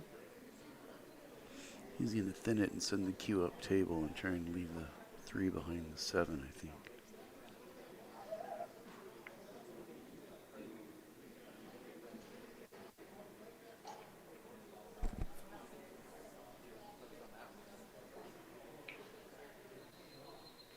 Colin Sue in the chat.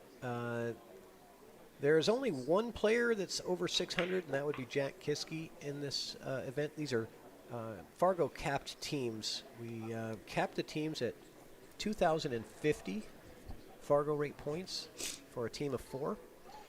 So it's a kind of a mix of players, all the way from the mid 300s up to the low 600s.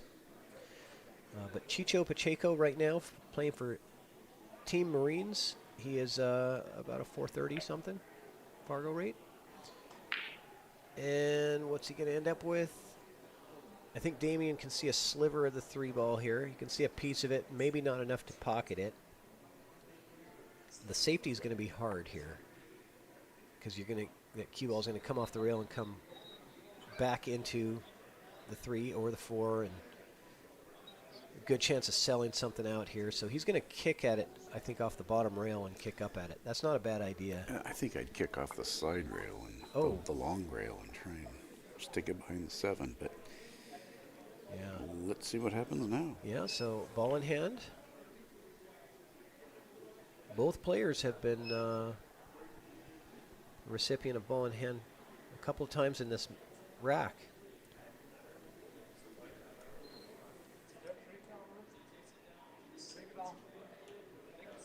I think he's wondering how many fouls that is right there. I wonder what he's wondering. Not sure.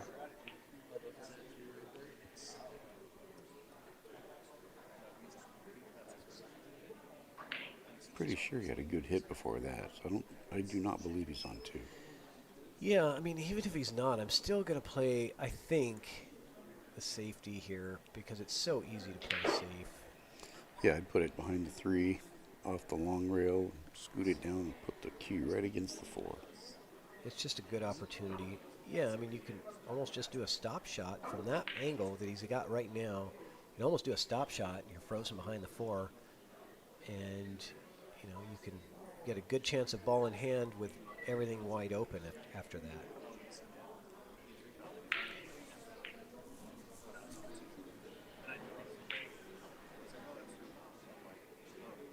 Tammy Robbins in the chat, rooting for Chicho.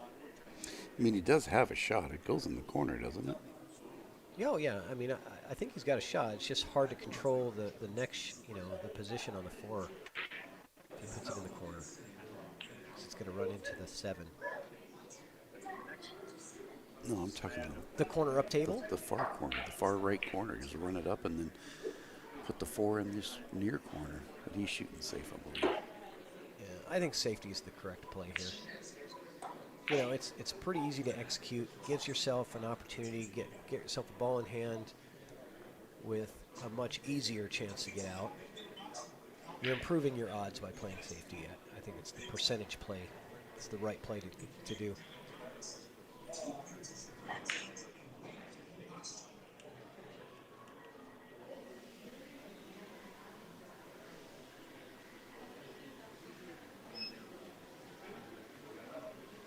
Damian Cluis for Team Army. Gonna get out of the safety, Nice and he hit. does. Gets out of the safety very nicely. And And does it sit on the rail? We're getting a little bit of a choppiness with the internet stream over there. I couldn't tell if it froze and it was still Yeah, rolling, or did I it lay know. up there? Yeah. If the ball suddenly stops, that's the stream. You know, so we don't really have a lot of control over the internet there. So.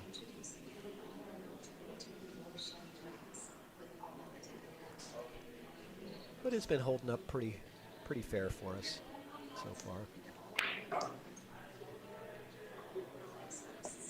We think our tax dollars would afford a decent internet connection on base, but who knows?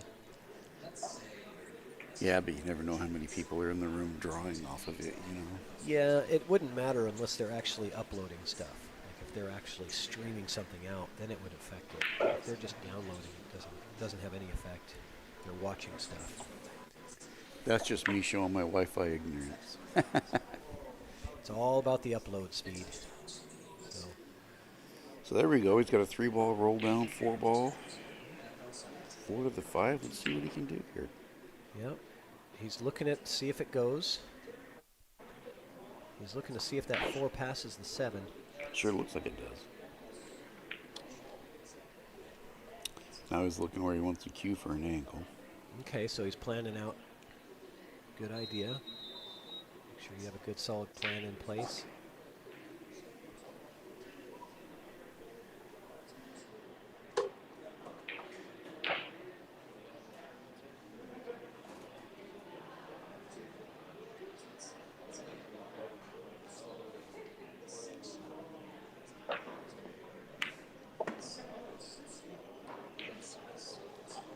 There's a nice shot. I believe he has. I think he wanted to be underneath it, but I think he came far enough on top of it that he can come around the 7 and get on the 5.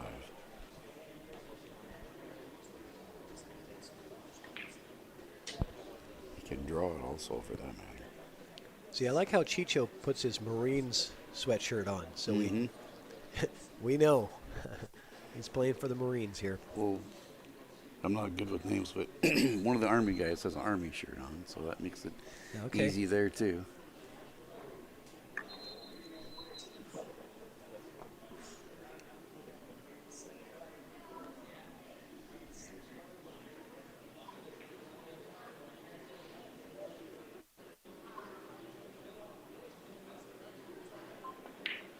Yeah, just nipped that 7 ball. And does he get a...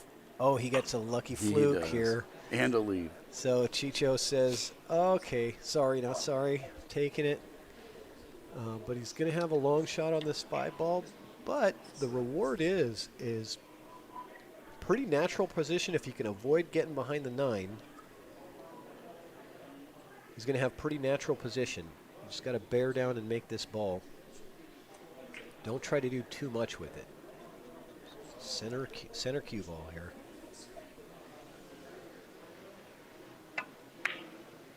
Yep. Oh, he almost got a second one. I thought it was going to be back to back. Yeah, but you know, he gets a pretty decent leave here.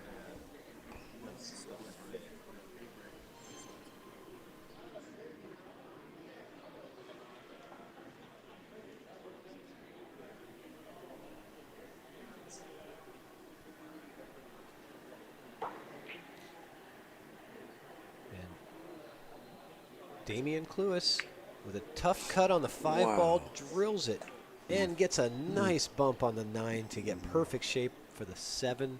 Just like a break. That was a heck of a shot. I'm going to have to maybe try to find that on the replay here because that was beautiful.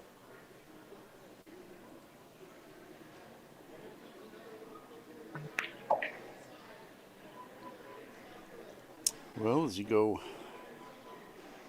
2 rails up underneath this 9, or does he go with draw here? I think he goes with draw and tries to come up on our right side of it. It looks like he's shooting top and trying to go 2 rails underneath it. Damian Cluis for Team Army. Trying to get them a 2-game lead. And he got perfect on this 9. He's taking a break. He's going to get his either his extension or a drink of his beer. Nutrition break. Right. We'll see what happens. Dehydrated. Yeah, he's getting his extension on. He might have also gotten a drink of beer there too, as well.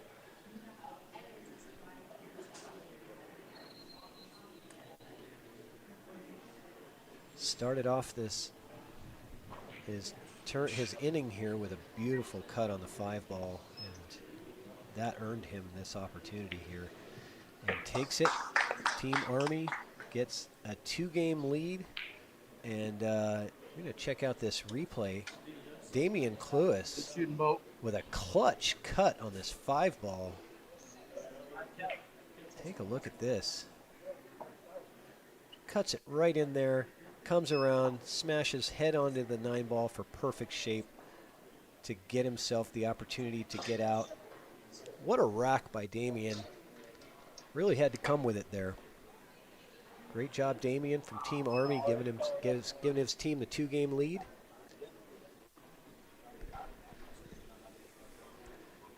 Hello, Secret. Welcome to the chat. Welcome, welcome.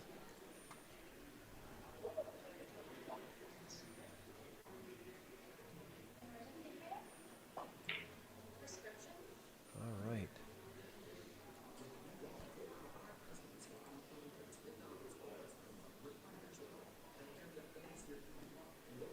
So here we go. The next matchup, as you can see, is Bo Bologna, who is breaking, against Steve Santiago. So this is the high Fargo from the Army playing against the lower Fargo from Team Marines. So this is probably your bigger mismatch that you're going to see today. Let's see if Steve Santiago can steal one here. But it's the odds are heavily favoring Bo here. It's about a 230 point Fargo difference between these two players here. But it is a 9-ball. It is 9-ball. Anything can happen. You can get funny. Oh, there's a 9 snap. Well, it doesn't count on the break, so this is where it could get funny, actually. So where's the deuce at? The deuce is down here at the bottom. So 9s do not count on the break, but they count any time after, and now it's sitting right by the hole. He's got to be careful here because he doesn't want to give an upset here to Steve Santiago. You know, it might not be a bad idea to just pocket the 9, just to eliminate any possibility. Just go ahead and hit the 9 in and have it spot up, give him ball in hand, just because you know you're the heavy favorite here. That might be the best strategy to do. Yeah, with the Fargo numbers difference, I wouldn't even think twice here. I just put it right in. You just don't want to risk leaving some kind of a flyer opportunity for Steve to come and steal an easy win here. But Bo's not playing that way. He's going to drill that deuce, get himself a good opportunity. He wants this break and run here. And with that shot, everything's in play. Everything's in order for the break and run. 3 and the 4 are sitting down there by that corner that he's aiming at, and the 6 is down here. Seven's in the middle of the table. Everything's accessible. He just needs to keep good control of this cue ball. Getting on top of the 7 is not Treetop. what he wanted. He needs a stroke here. Get onto the 6, and he's not completely tree-topped, but Yeah. it's not a natural shot. He does not want to give up this table at all. It doesn't matter what you're giving up, what you leave him, because there's a chance at the 9 no matter where you leave the cue ball. So he feels like I think he's got to break and run this rack.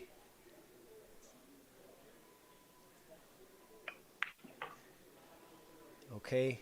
Nope. Oh, he might have been kind of thinking, yeah, maybe I'll get the 9 on here, maybe I won't. A little bit of extra love there. Yeah. So he's in decent shape now. He's got to watch the 8 ball here. The 8 ball can be a big blocker for you.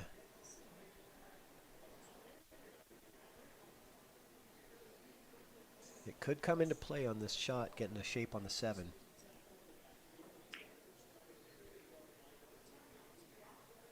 So Bo Bologna, captain of Team Army, trying to get his team a 3-game lead. Working on a break and run here. And he does avoid the 8. And he's okay. I think he would have liked about another foot of roll there to play the 7 in that corner, 8 in the same corner. He might be setting himself up for a long 8-ball shot, which I know on your table could rattle really easy. I don't know about these pockets. Yeah, I'm not familiar with these pockets either, but I don't think he's going to have a long 8. I think he's going to try to set himself up. He's going to try to come off this bottom rail and straight back up and play the 8 in the bottom corner here. It's tough to tell how much angle he has. It is. Well, that'll kind of tell you there. Yeah, he's got angle. Enough angle to bring the cue ball down to the bottom rail and back out. But he's taking his time with this because he knows how important it is. That 9 ball just hanging there.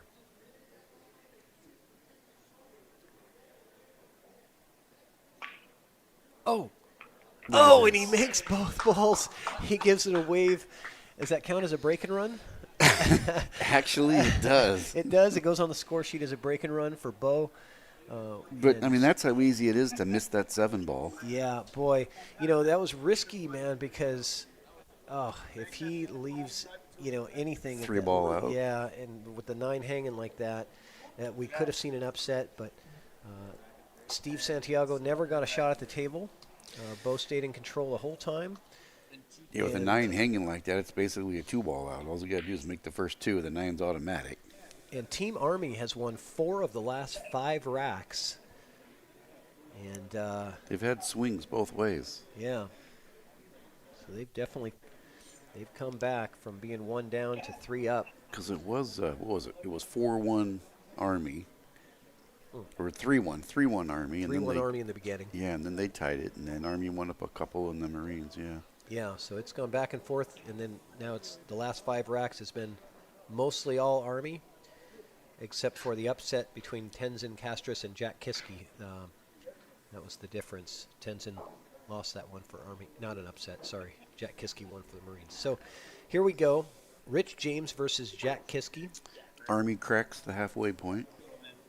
Yes, they did. So now, Army's up 8-5, so the Marines need to pull off a 10-6 run here, at worst case, to get the win. Right. And Rich James for the Army with the break. Does not pocket a ball. 1, 2, 3, 4, 5, 6. So he does make a ball. I didn't see it go in, but there's only 8 on the table, so. Yeah, I think it's either the 4 or the 8's gone. No, the 4's there, and the 8's there. Oh, I was thinking that was the deuce. It's Maybe the 2 ball's deuce. gone. Yeah, the 2 ball went in. So somewhere. hard to tell the colors. Yeah. And he's got a long shot at the 1, and the deuce is gone, so that 3 ball is the red ball over by the rail by the 7 ball there, and that's going to be a problem. He does have a bit of an angle on this 1, so he might be able to get over there for the 3. I would prefer not going for the breakout here. I would just try to slow roll, roll that one ball in, leave yourself underneath the 3 to play the safety on the 3 ball because you'll have the hook where you can get behind the 7. Get the 3 out of there, hook behind the 7, and then get back to the table with a nice open out. That's what I'm looking for here. Float the 1 in, and that's about right. That's about right for the safety opportunity here. Because I think right here is you can almost just put a stop shot on this 3. You think the 3 goes underneath the 7? Oh, yeah. I'm sure of it. Because if you look at the shadows, you can see that they are separated a little bit. I think it's closer than you think. He's taking a pretty good look at it. Well, this is an important shot. You want to make sure you get this just right. Just nuzzle the cue right up to the 7. Yeah. You either want to roll this or stop shot it, depending on your angle. No matter what, you want to have that cue ball glued to the backside of the 7 here afterwards. And then it doesn't really matter where the 3 ends up.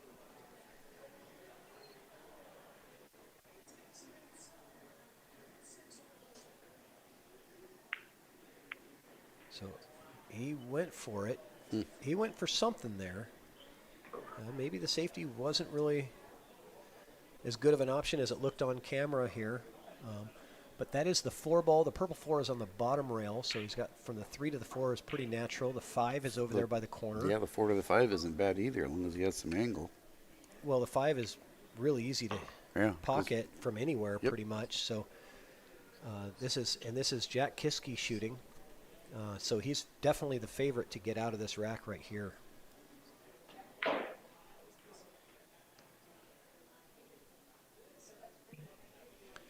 Well, Triple G must not be watching because we'd get a $20 he gets out right here in the chat.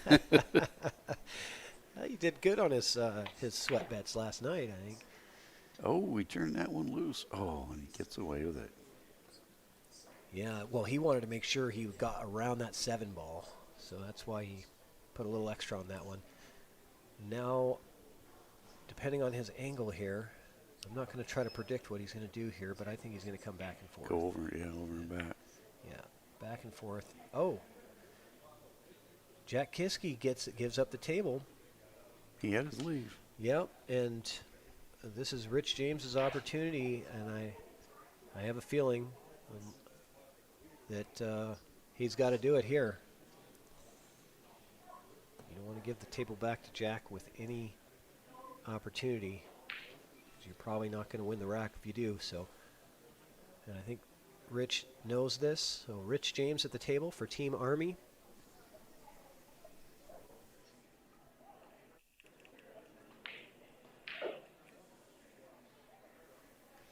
This is an over and backer. Doesn't get there, and can't tell if he sold out or any other. I think he can see it. Yeah, I think he did sell out here.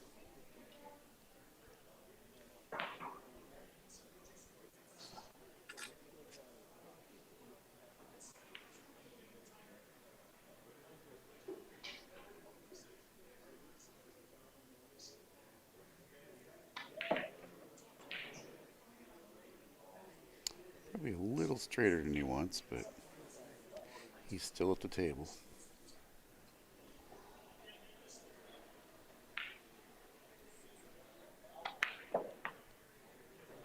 Nice shot there. Good angle, just goes, drift right over to the other side of the 9.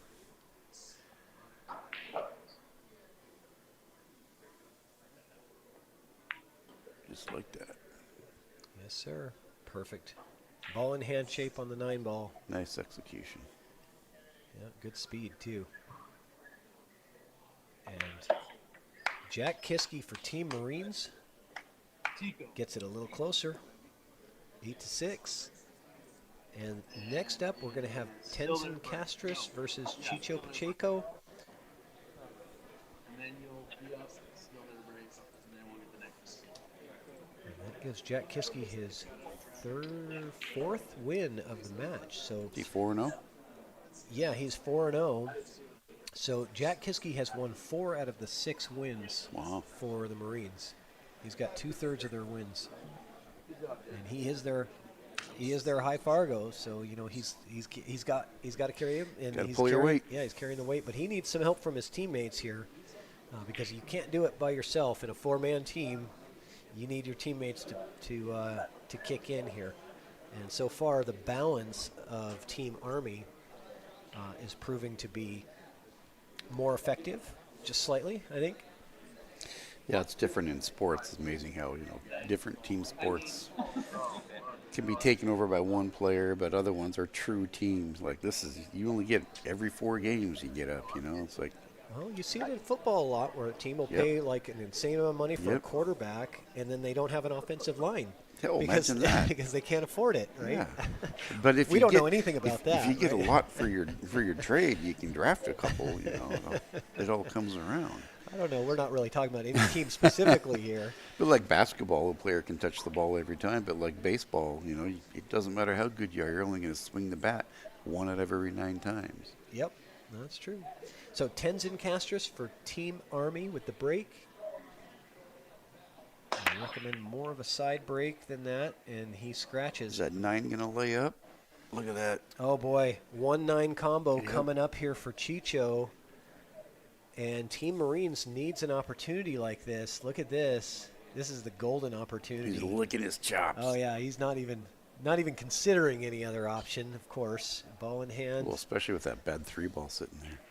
Yeah, this is a no-brainer.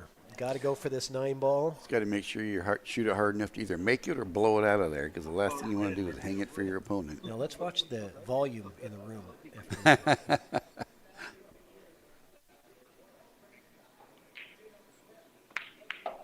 There it is. Oh, look at it jump up. yeah, Team Marines gets that rack with a nice, easy 9-ball opportunity. That's 9-ball for you. There was some high-fiving going on there, I think. Yeah, Team Marines gets a very fortunate break off of the scratch from Tenzin Castris on the break there. Chicho Pacheco locks up his second win of the match today. Just like that, 10-5 turns into 10-7. Or 8-5 to 8-7, I mean. And, yep, that's right. Yeah, it's a big difference there, big swing. So Damian Cluis now is going to be playing against Justin Kiske. And home team breaks even rounds, so this is going to be Damian's break. Now, didn't Jack play here on Chuckbox? He did. Jack Kiske played against... who did he play against? Shu Ching? Was it? Was Jack the Oh, no, diamond, Shu Cheng diamond played against cable mechanic, or was the might guy be. he played? Oh, that's right. He played against John Scudder. Thank you. Yeah. John Scudder out of Oregon played against Jack Kiske. That's right. Showed up with 1 Q and shot lights out. John Scudder did. Yeah. Well, he didn't shoot quite lights out because it was a close match, but John Scudder had lost that match. And I think that the difference is that he didn't have a jump shot. Only brought 1 Q with him. Old school player. Yeah, remember, you can put your Q's over there, and it's like, Q's? As in plural? No. I have Q. 1 Q, yeah. So, okay, so here we go. Damian Cluis with the break for the Team Army.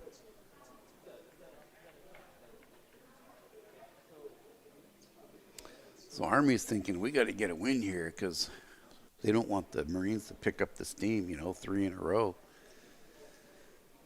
Yeah, Sophia Tran, thank you in the chat, helping me out here with my memory.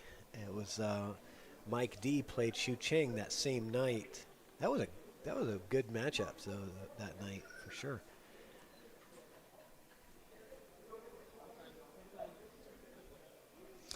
So Brian Brosnan, this is being streamed on Outside the Box. This is actually at the game room on JBLM on base, and Patrick is running a remote stream from the chalk box. Yep. Rich and I are staring at an unused 9-foot diamond right in front of us and watching the action on base. We're just watching like you guys. We just get to have the microphones. So A dry break from Damien, and that's going to bring up Justin Kiske for Team Marines. And Justin with the opportunity in this rack to tie this score up at 8-8. Oh, there's a good name. I didn't know the name of the room they're in, the Warrior Zone. Yeah, Warrior Zone. That's a good name for Yes, an it is. on-base pool room. Really nice pool room for these guys to enjoy with some of their time off. Sure looks like the tables are taken care of neatly and the room's in good order. Oh, nice safety by There's Justin a stick. Kiske. That There's is a stick. lockup. Is this a dollar no hit? Oh, so Jack says they have 8 9-foot Brunswicks. I could see the shadow of 6s, but looks like they have 8 of them. 8 9-foot Brunswicks. Beautiful room.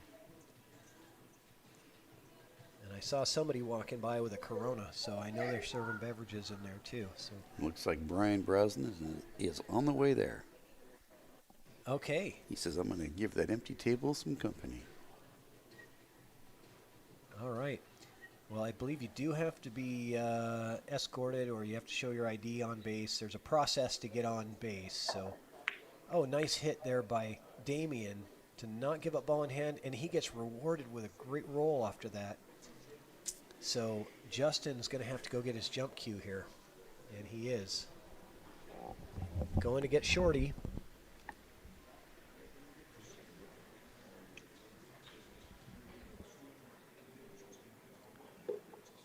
Brian is former military. You can get on base. Okay, good.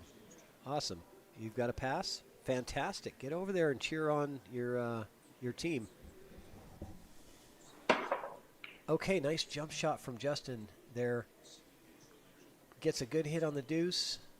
And, okay, so he sells out a shot in the side, but it doesn't really, Transition to 3 is not easy. yeah. So you have to be thinking, I think you have to be thinking about safe here. And unfortunately, we're not probably going to, there we go. Once he gets down on the shot, we can see. Is he going to go corner here because of the leave? Yep. And he makes it. I don't see a deuce. Yeah, it disappeared. The pocket monster got it. Yeah. So, but he did not get the shape that he was hoping for on the 3. It was a good attempt, though. He had to go corner with that 2 ball to get shape on the 3. I think he can see a piece of it, but he's kicking underneath here, so you got to be careful you don't scratch now. Mm-hmm. All right. He didn't scratch, but he didn't. He's not going to like the result here, giving the table back to Justin with this opportunity. Is he going to go inside? I think he's inside English. Try to hold the cue ball up for the 4 in that opposite corner. Great shot there. Good control of the cue ball.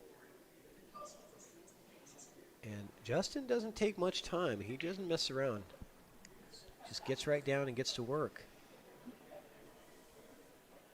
So the 5 here is the orange, and then that green 6 ball is down there on that bottom rail at the other end of the table. He just saved some angle here. Oh, cut that one thin. Yeah, I think he was so focused on that.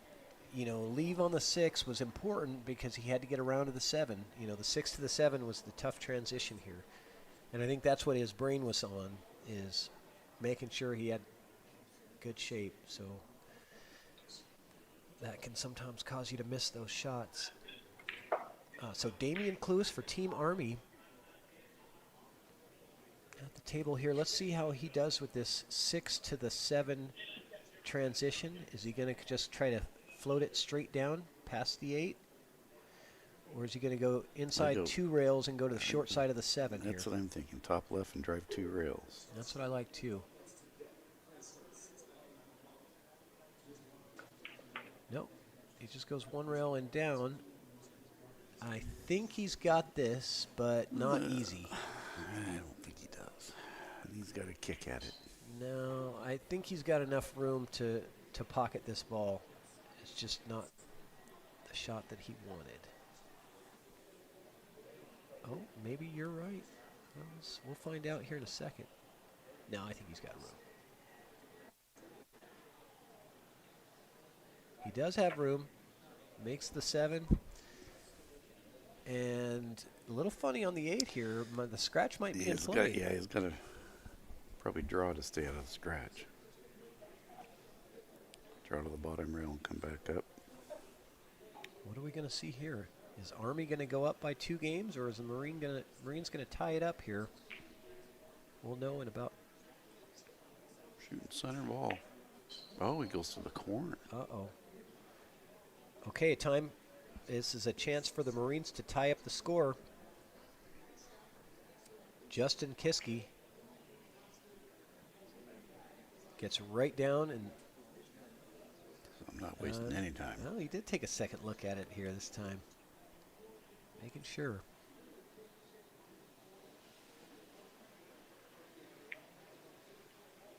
That pocket was very accepting of that shot. He used the entire pocket. They don't get much longer than this, though. We know on my table that's probably not. It's probably going to still be there. Yeah, that is not going. Okay, but a long 9 ball here.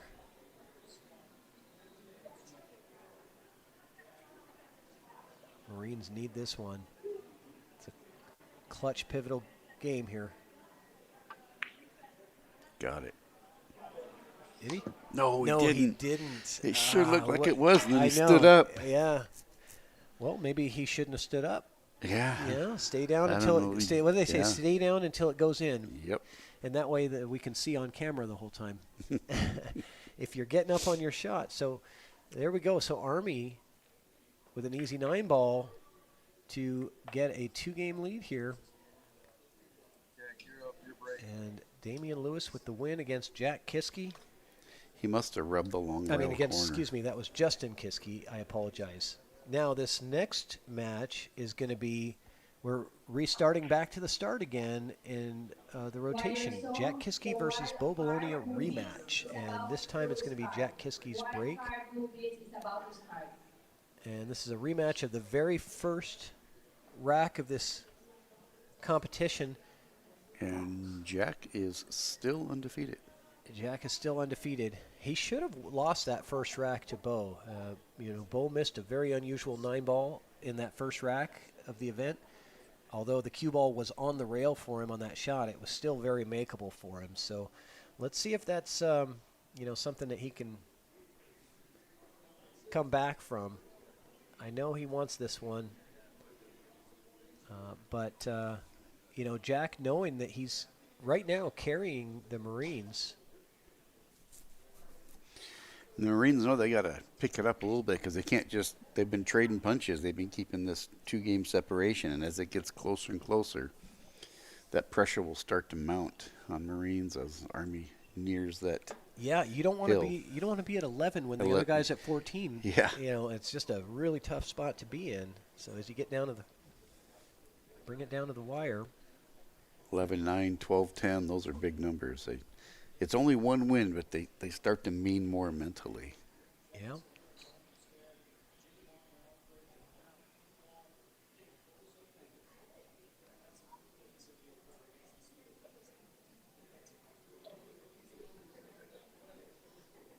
Secret Wong, I believe I did say Cluis. Maybe it just sounds like Lewis. Damian Cluis. But this is Bo Bologna and Jack Kiske here at the table. So Jack Kiske for Team Marines.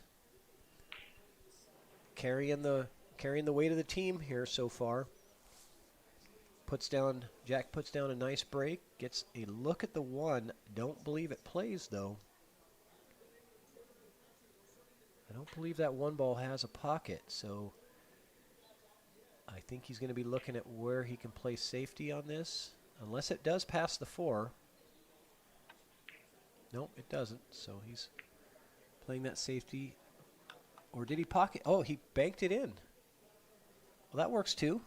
That was a nice little 1-pocket bank shot.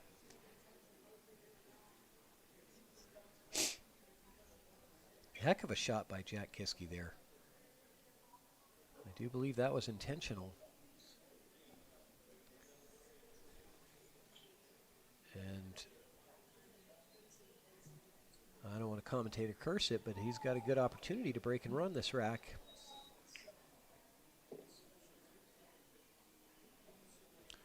Every ball you make, there's less obstacles to work around.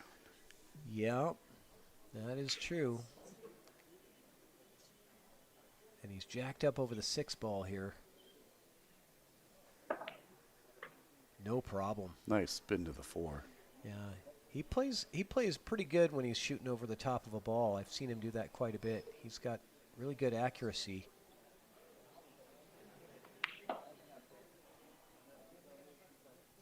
Left himself a long 6 ball here.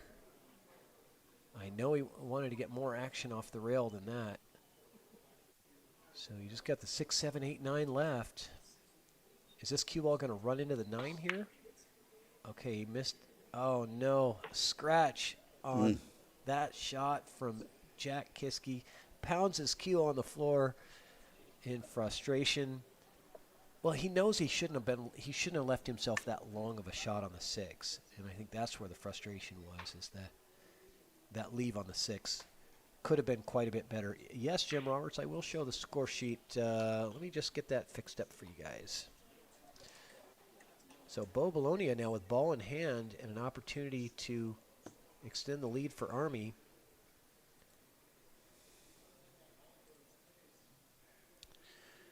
Bo's liking his chances here. Yeah, he's definitely liking his chances. Although, look at this angle for the 7. He's going to have a long shot on the 8.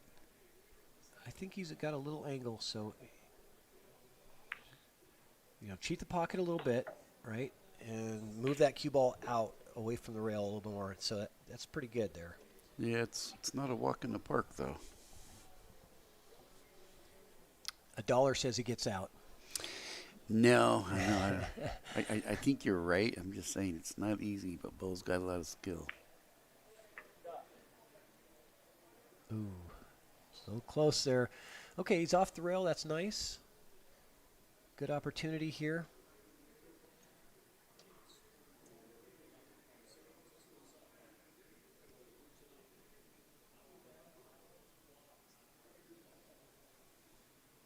Bo Bologna to give his team a 3-game lead. He gets it off the error by Jack Kiske. So Jack loses his first rack. Bo takes that one. There's the score sheet. I have not updated this last one here yet, which you just saw Bo won. But this is the score sheet that we're going off of. The next match is going to be Rich James versus Chicho Pacheco. And after that, we've got Tenzin Castris and Justin Kiske. And then the match after that is going to be Damian Cluis and Steve Santiago. So we just saw, I haven't updated it yet, but I just saw Bo get the win for Team Army to take them to 7 games.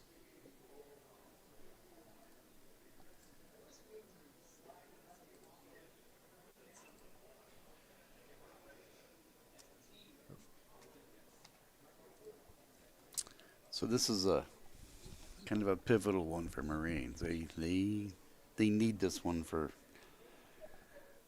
I'd say so. For emotion and I'd say so, yeah.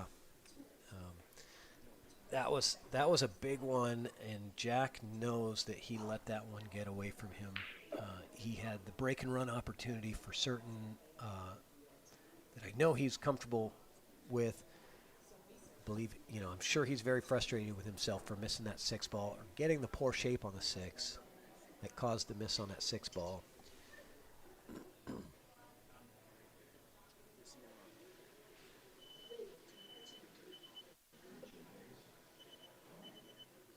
So here we go. Chicho Pacheco for Team Marines to break. Is he going to do a dead center break again? He is. He's going dead center break. Not recommended in 9-ball with a template rack. But let's see if it works out for him. I think last time he did scratch on the break on this one.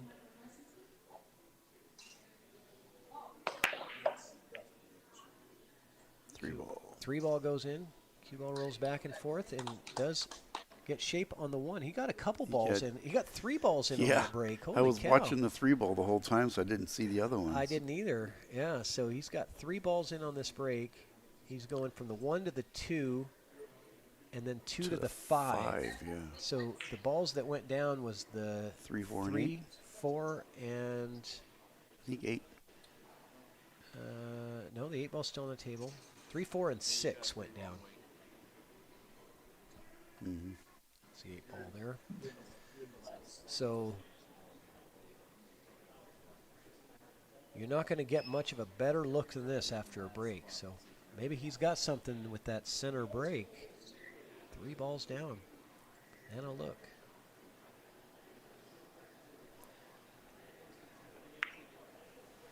Gets the 1 and Little gets too much juice. Yeah, gets in a little trouble here. Right off the bat. Gets in trouble. Only 5 balls left on the table. No problems here. And Rich James, his opponent, is patiently waiting for an opportunity at this rack.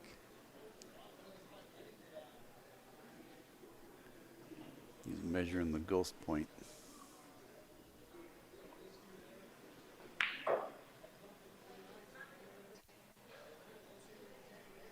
Well, I think he's just going for the kick. I thought he was measuring the ghost in order to do the real first shot.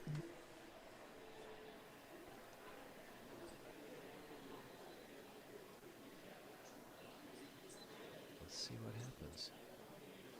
He's going rail first here. Mm-hmm. It's a good hit, and maybe, yeah. I think he's good. I don't think that don't plays know. in the side, which is definitely the easier pocket. I'd be moving that template. I would too. There's nothing in the way, so you can just pull it right off.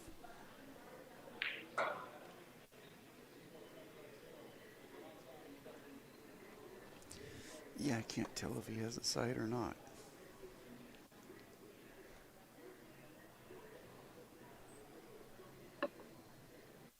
Doesn't look like he does.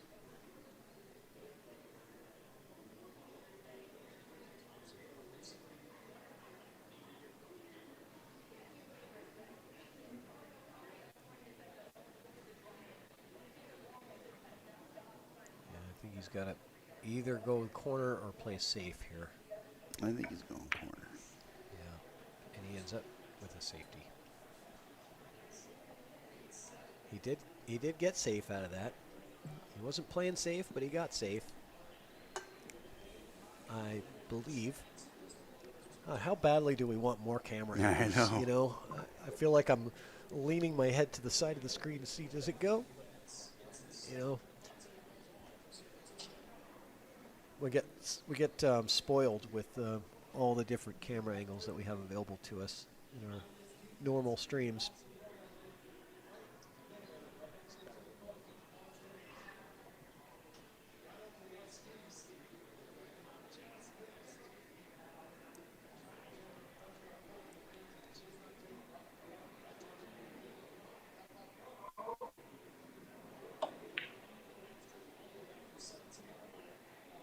Okay, so Chicho with a good hit on that 2 ball.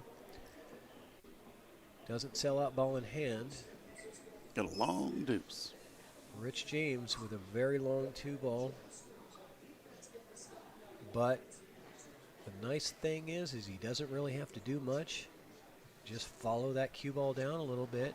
If he gets there with the deuce, everything's sitting there for him. Yeah, the 5 plays in the side, and you're in pretty good shape. Just roll forward. 100% of your attention is just pocket the 2 ball. Nope. Yep, it's a lot to ask. Cue ball on the rail. Is this a 2-9? It's not an easy one. Not an easy one, no. I think the 2 might have rolled far enough to pass by the 9, so we'll see what Chicho has here. Chicho trying to keep Marines in this thing. His teammates need him badly right here to get this win. This is pivotal, like you said, Rich. You know, if he...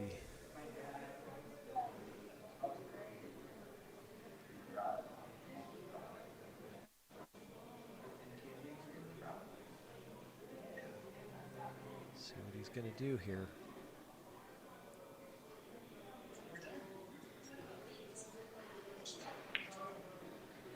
Okay, so the 2 did pass. Just didn't hit it accurately enough, leaving Rich James for Team Army. A difficult cut down the rail here. It's not an easy shot, and it's not an easy transition either. What do you try and leave yourself for? The bottom left or the bottom right corner? You know, the cue ball is going to go back and forth here. So, you know, you might even have, if you put a little draw on it, you might be able to get a side pocket leave out of this 5 ball, but then you're risking a scratch as well.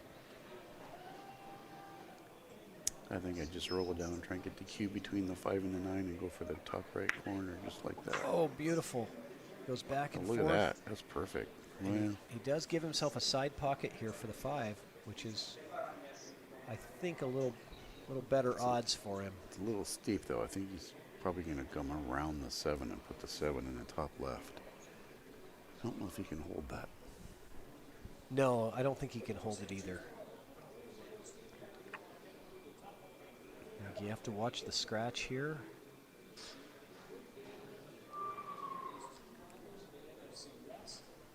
It's not automatic position. You have to make the position with English. So he chose to draw 7 in the side next. That looks like it's pretty good here because that affords him the position on the 8 in the side, which he's looking at.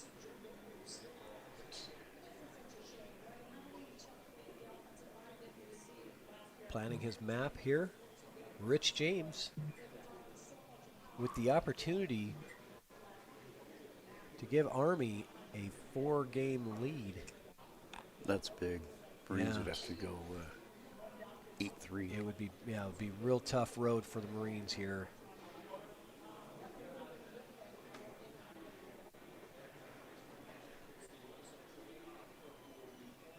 He's definitely taking his time, knowing how pivotal this rack is.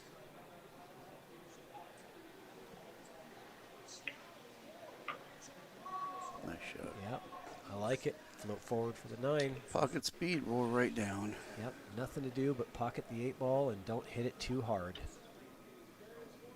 Even if you hit it too soft, you're fine. As long as the ball goes in, you're fine. Just don't hit too hard and come underneath the 9. Perfect.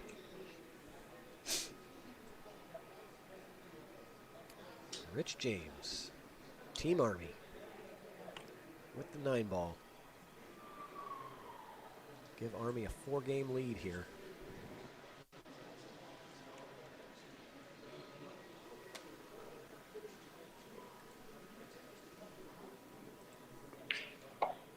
And he gets it.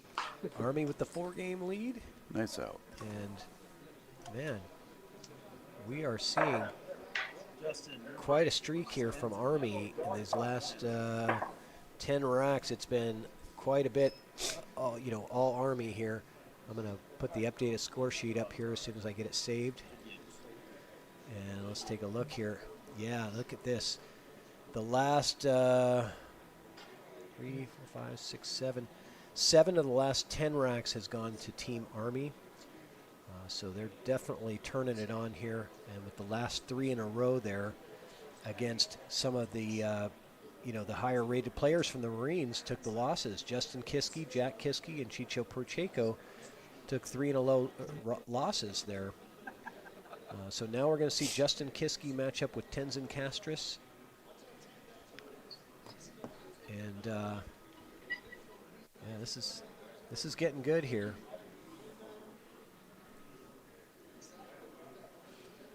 Army's starting to put the squeeze on. Oh, for sure. Like I said, they've got home field advantage, right? They're playing on their base. But both teams agreed to the location, so 9 ball. 8 ball goes in. I knew the 9 wouldn't count, but we saw what happened last time when it laid up in front of a pocket. The break and run. Yeah, remember when? Yeah. Yeah, by Bo. But it could have been an upset. Yeah, You know, very easily. The last thing you want when you're playing against a player that's 200 and something points lower than you is you don't want to break and have the 9 be sitting in a pocket. Is it just...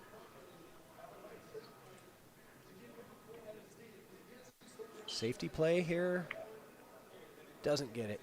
Tried to come off the left side of it. I think he wanted to be behind the 5 ball there. So he's giving Tenzin for Team Army an opportunity at the combo here. So this is Tenzin Castris for Team Army, playing against Justin Kiski for the Marines.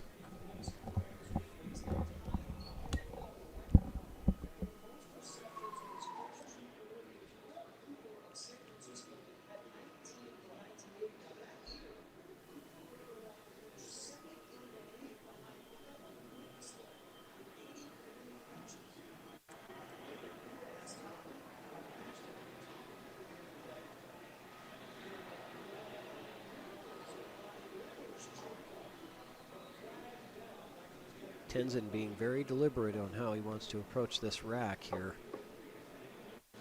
I think you got to play the combo here. Nope, he decides to play the safe. Doesn't get a hiding spot, so leaving Justin Kiski for Team Marines the opportunity to resafe him back here. Justin not taking too much time to really think about what he wants to do, just getting right to work. Trying to hide that cue ball somewhere. Doesn't find a hiding spot. That was a tough ask. I think he was trying to get behind the 5 again, and that was a really tough shot to do that on. Had to put a lot of spin on it to get over there. So Tenzin Castris with an opportunity here to get something started for Team Army.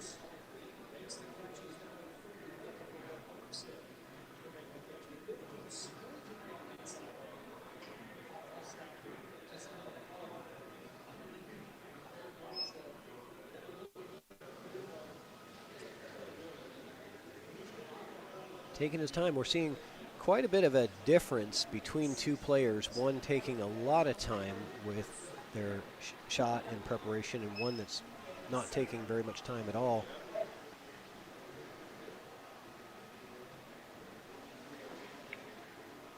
I'm not saying that either one is right, just different styles between these different players here. So a nice job getting on the other side of the 2 so that he can get over to the 3 ball here. I do believe he's going to have to try to avoid this 4 ball, because that 4 could really get in his way here. And he might have gotten too much angle on this 2 to really draw past the 4. I think if he bumps into the 4, he might be okay. We'll see. Yeah, he really put a lot of draw on it, and what's he going to end up with? His body language says he still got it. He didn't look disappointed.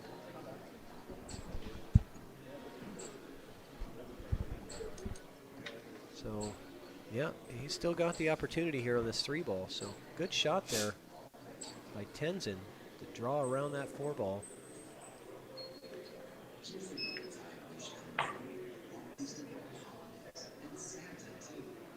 And he's on the rail, so he really wanted to be off the rail a couple inches so he could draw this ball and put stop on it.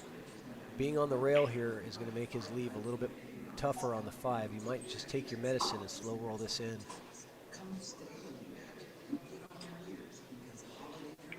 But then that's going to be, oh, that's good. Actually, yeah, that works really nice, because he should be good on the 6 here. So nice shot from Tenzin shooting off the rail there. He's showing some good skills in this rack. Yeah, if he can make this 5, it brings him right down.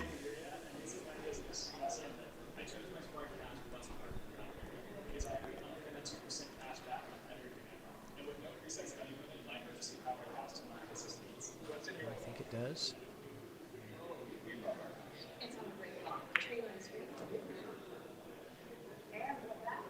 There's a nice little angle here on the 6. That's gonna. This is the Make or break, pretty yeah, much. this is the meat and potatoes of this rack, is getting on this 7 ball. So where the 7's sitting, you know, it could either be a really easy shot or a really tough shot, depending on where you leave it. And he's got to draw. He's not going to go forward with the 9 there.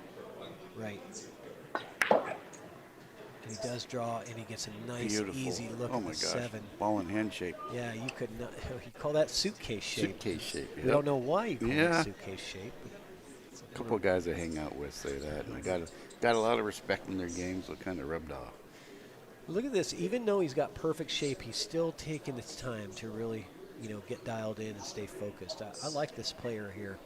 It's my first time watching tens in play, and I'm impressed. This has been a very nice run out from Tenzin Castris to really put the exclamation point on this thing. Gets the 9 ball for the win. That's 4 in a row for Team Army. And man, this thing is really starting to run away. 12-7. I'm going to have to break for a quick promotional sponsor. Let's take a look at the drill partner. Moonlighting Billiards presents the drill partner. Whether you're new to pool and practicing the basics, or a more experienced player performing drills to improve your shot making and positional play, the drill partner is perfect for you. Use the drill partner to set up drills anywhere on the table. The drill partner allows you to set up for drills with balls in a straight line, in an angle, vertically, horizontally, with varied spacing between balls. The drill partner is one partner that will never let you down. If improving your game is important to you, then get the revolutionary new product that guarantees a lightning fast and accurate drill setup every time. The Moonlighting Billiards Drill Partner. Okay, so we just missed the break. Sorry about that, guys. We just got back from that commercial a little bit late. Just missed the break here. This is Damian Cluis and Steve Santiago. Steve Santiago just broke the balls dry, leaving Damian Cluis for Team Army the opportunity here to get something started. And man, this is getting serious for Team Marines. They need a morale booster over there. And this is their captain. Well, not Damien, but the guy who Damien is playing against, Steve Santiago, is the captain of Team Marines. He needs to do something to get this team fired up. So a win right here from their captain would be much appreciated, I'm sure. I know I've been on the wrong end of it quite a few times, but man, momentum is just something else. Oh, yeah. So Damien with a nice safety there. Army's got to keep the pressure on, though. I know you've seen me play differently once I get up on the lead and all of a sudden the tides are turned. And Oh, I don't like this. He's got his jump cue in his hand, and I don't like this jump shot because if that's a you're long gonna, jump. Yeah, because where it lands, you're Keep going to on the have to. table. It's going to hop. Keeping this cue ball on the table, if you can, if you can get it over the 9, great. But keep it on the table after that. That's the real hard part here. Because a lot of times it'll bounce and then it'll skip off the face of the object ball and squirt off. And just like that, keeping, he got over the 9, which was the easier part of the jump is getting over the ball. The hard part is keeping the cue ball on the table. And so, as predicted, that cue ball flies off the table, giving Damien ball in hand. I would have definitely preferred the long rail kick, although difficult, a much better opportunity that you're not going to foul. Yeah, with that 9 right in the middle of the table. I mean, you're going to land in the third of the table and not have much room to stop there. Yeah.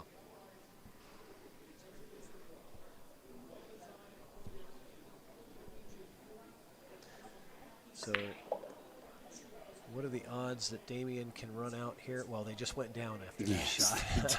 I spoke a little too soon there. His odds went down considerably for the run out here. Going to have to kick at this 2 ball, it looks like, with spin. He's got to avoid the 6. Gets the good hit. And love. Yeah, and a little bit of love. I think he can rub the side of it. Yeah, so Steve can see the side of this 2 ball. He's got to avoid the scratch in the side. A lot of perilous things can happen on this shot.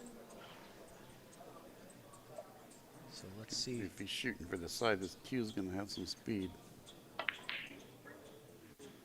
Yeah, Just like that. a lot of perilous things were going to happen there. I was thinking scratch in the side, but scratch in the corner, same outcome there.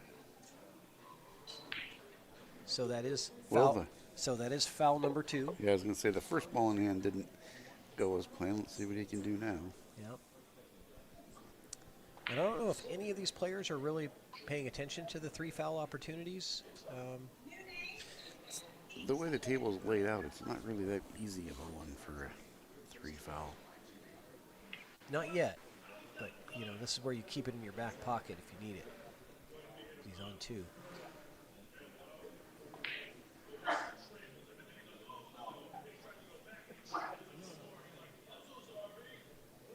So you got to wonder if they're in there watching on their phones like Yeah. we do here. They probably are. I would assume some of them are.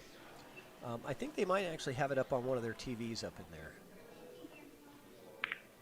Oh, Damien with the miss on the combo there. Well, this will wipe away the 2 foul. Yep, sure will. And Steve Santiago needs to get something going for his team right here. Team Marines needs it bad. Good shape on the 4. A little stop shot here. Get you on the 5. The 6, no stop on that ball. He didn't stroke all the way through that. I think he wanted to stop it for the corner. But he's got it in the side. And the 6 is not, I don't think it's as easy as we might think. It's near the pocket, but I think it's sitting on the rail down there. So that's a good angle, though. That's what you wanted to get on the 6. So nice shot from Steve there. Really trying to get something going for his team. Yeah, the 6 was not as easy as Yep, he's going to get people away might have with it. think. He got away with it big time on this one. He got a blocker, and the 9 ball blocks the kick, right? So he kind of doubled down on that. He got double lucky. Got to put a spin kick in there. Whew. Reverse it or Yeah, essentially. I think you're right. I think he's got to, come onto the other side of that 9 and spin into the 6 here, and just you got to hit it with some force too, because you got to get a ball to a rail. Yeah, I think I'd go the other way actually, just because of the 9. Yeah, you can spin too much if you don't hit it hard enough. So, ball in hand now for Steve Santiago. What do you like here, Rich? I put the cue between the 8 and the 9. I put the 6 in the lower corner with a little bit of low left, and I spin right up to the 7, and then just like he's doing right there. I think he's just going to roll forward a couple inches for the 7. I'd put some spin on to shorten my distance, but everyone's different just like that. Oh, okay. Well, that works too. I don't know if the 8 goes by the 9, though. I don't think it. Yeah, well, he's looking right now. Yeah. Now, see, he should have been looking at that before he Exactly. started the run out. Yep. You don't want to be looking later. You should have already known that the 8 passes or doesn't pass, so you can plan how you want to be on the 7. So we got Railbirds TV in the chat. Welcome. Oh, look at this. He's going to get a fortunate roll. Oh, my gosh. Oh my gosh! So but if there's anybody that needs it, Marines need it right now. But now he's going to be faced with. I don't think that 8 ball passes the 9, so he's going to be faced with a tough combo here. Well, this is a questionable scratch shot too. I think you can draw away from the scratch pretty easily. Yeah, I think he's looking at the combo here.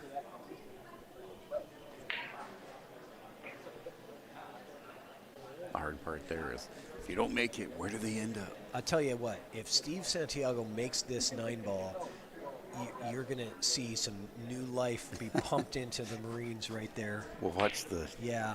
Oh, yeah. microphone decibels here. The decibels are going to go up in there. He knows his team is sitting on the sidelines just rooting for him silently right now.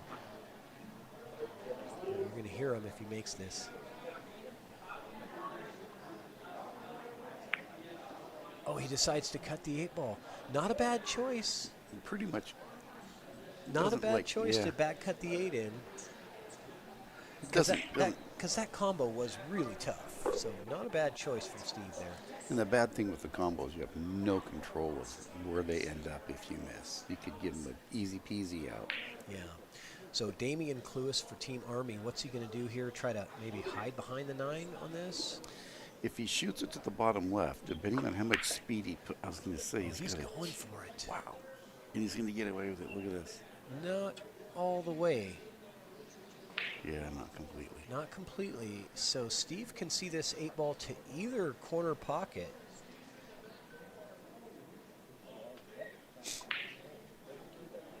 Either one is available to him. Yeah, I go to. Wow, I think I go to the right just because you're. Sorry. Hitting the wrong buttons here. I go to the right to shoot into the open face of a pocket.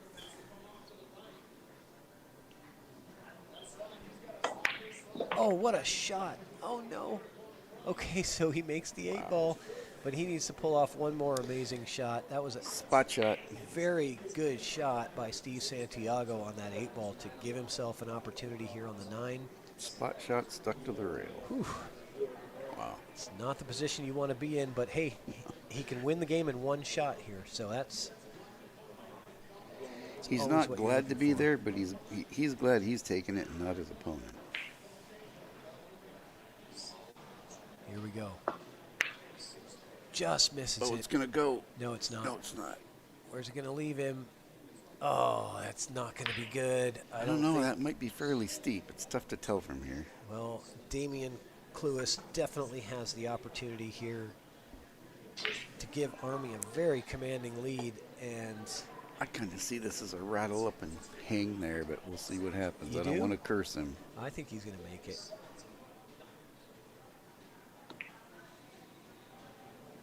Oh, you were almost right, Rich. It looked like it did rattled kind of and it rattle a went, little yeah. bit. So Army now with a big-time commanding lead, almost doubling the score That's of tough the now. Marines, and has won now their 5th in a row. Yeah, that's tough. They got to take him 8-1 now. Oof. The Marines have to win 8-1. This is big-time tough right here for the Marines. Big uphill battle. I'm going to get the scoreboard back up for you guys. The score sheet anyway. So you can see. This is where I let my mind take over when I'm playing, and I mess myself up because I go, wow, I got to win 8-1. I need 8 games, and I've only won 7 of the last 20. But now I have to win 8 out of 9. But what you have to remember, what you've tried to teach me and tell me many times is no, you just have to win the next one. You only need to win one. Yep. This one. Yep. The one that you're playing right now. So here we go. Bo Bologna for Team Army against Chicho Pacheco. Bit of a mismatch here. So Team Army has a good opportunity to take 6 in a row if they win this game. And Bo's break. And the last time he broke, his opponent did not get to shoot. Yeah, he hung that 9 inside and then Yeah. did the pseudo break and run. Yeah. We don't put an asterisk next to the break and run stat, do we? Nope. Besides, Who needs to make all 9? I'm just going to make 8. We don't have break and run stats. A win's a win. There's no asterisk by the W. It's either a W or an L, and that's it. Shows up the same in the box score. Mm-hmm. The important thing is his opponent did not get to the table at all in the last rack. And this is Bo's second time matching up against Chicho. The last time Chicho did win that rack.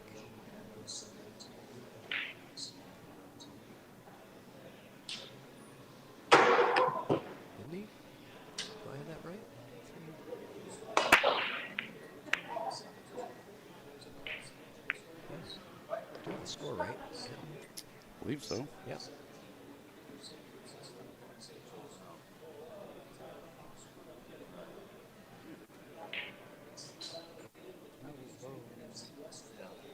You got it in the first game, didn't you? Yeah.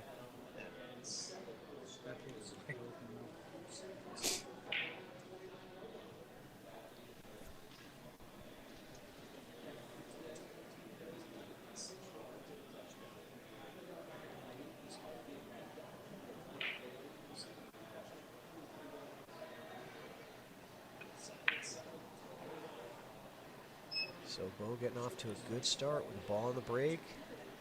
A good look at the 1. Shape on the 2 for the side. Looks like he's going to go 3 in that same side pocket, maybe. 4 balls already down, so it's 2, 3, 5, 6, 7, 9.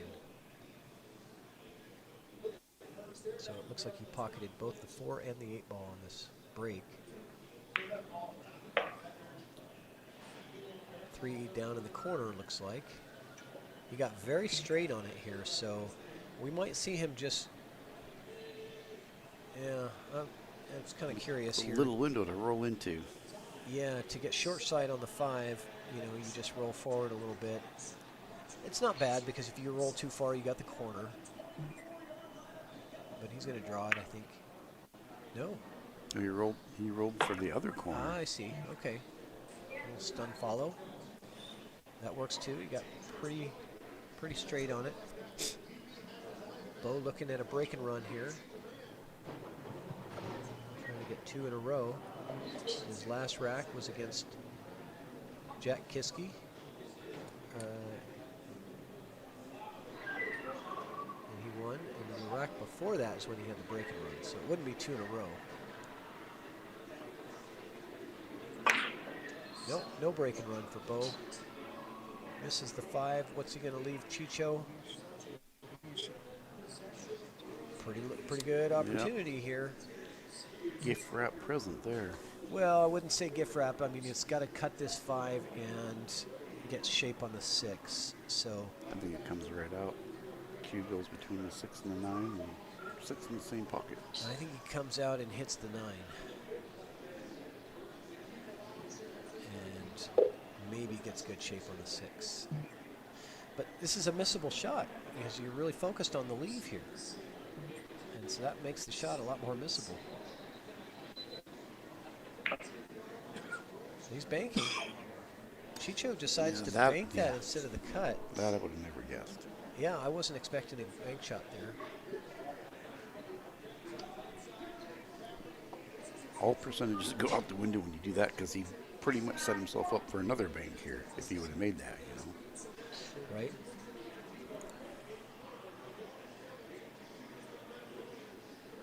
So Bill's got a good percentage here. spins around everything and gets really nice shape on the 6 here.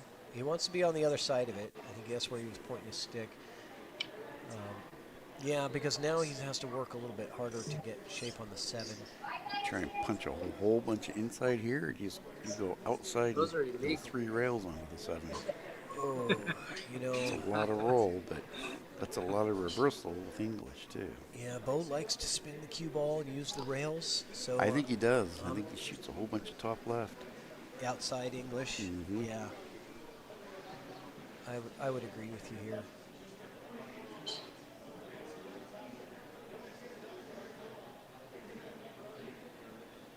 He's 15 feet of roll here.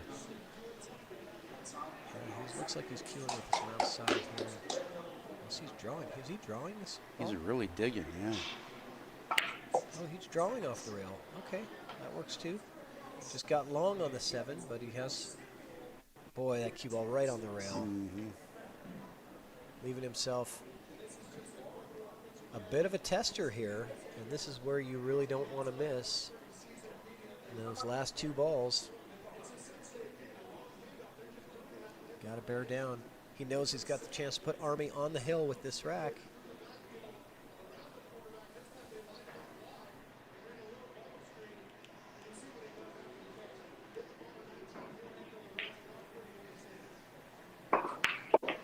Wow. What a shot by Bo.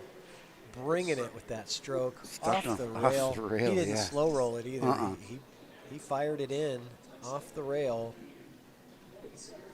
and was able to hold that cue ball for his perfect position on the 9. What a shot.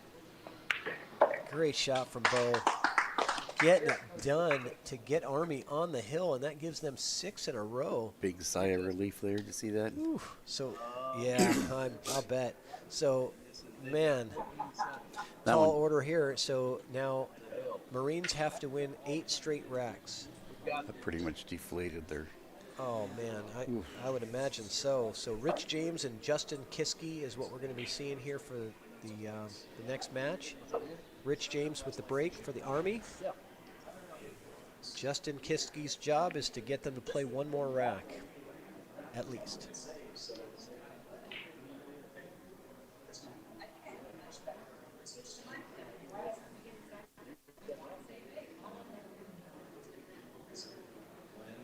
And again, guys, this is the qualifier round for the Veterans Day event on November 11th. The winner of this match today will play against Team Navy on November 11th for Veterans Day, which will be a charity event. We'll be donating to Everyone for Veterans Foundation.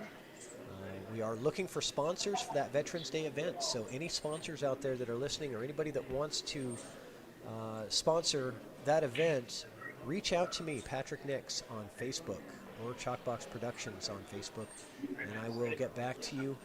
Great advertising opportunity. We're expecting a lot of media exposure for this Veterans Day match, and so good advertising opportunity for any businesses out there. We would accept cash, but also prizes that we can use for the raffle to build up those raffle prizes so we can get as much donations as we can for the nonprofit Everyone for Veterans that supports vets with dental care and assistance. There's the miscue on the break, and Justin Kiske, ball in hand.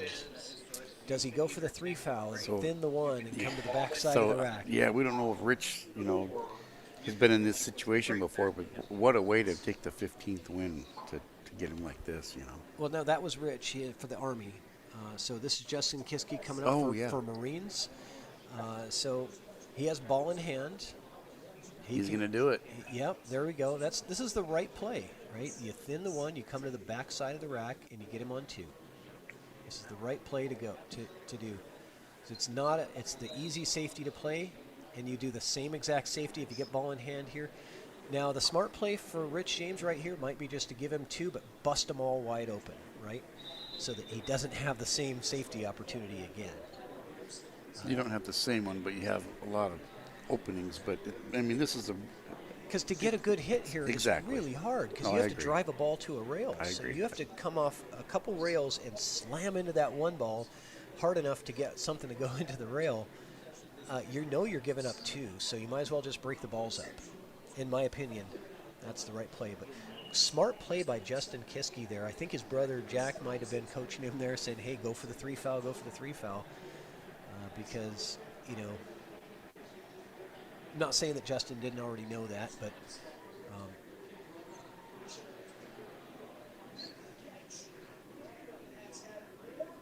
very smart play. It's exactly what you're supposed to do. You miscue on the break in 9 ball or 10 ball, and it's almost an automatic 3 fall opportunity for your opponent.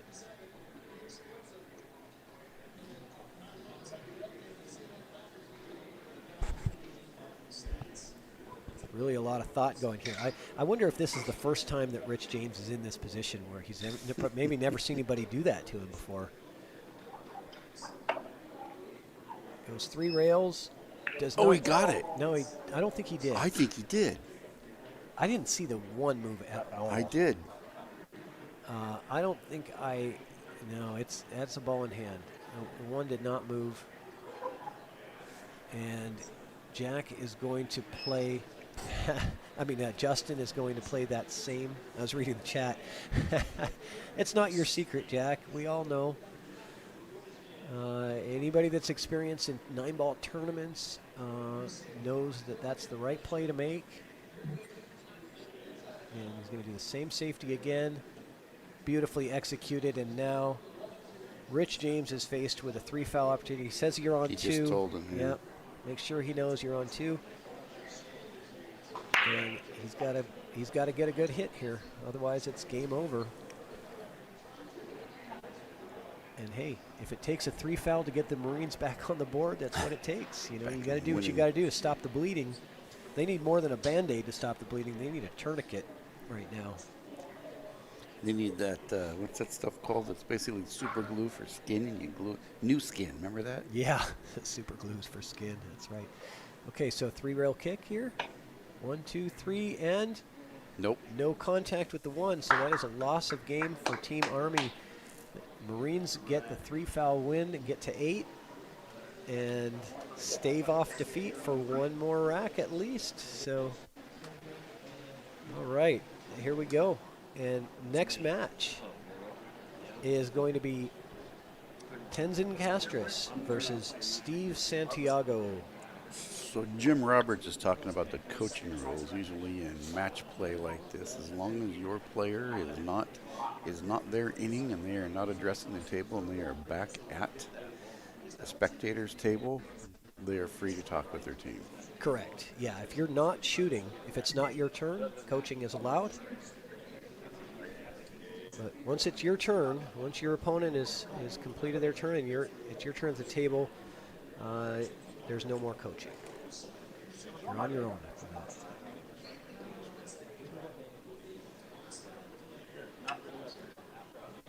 Great play.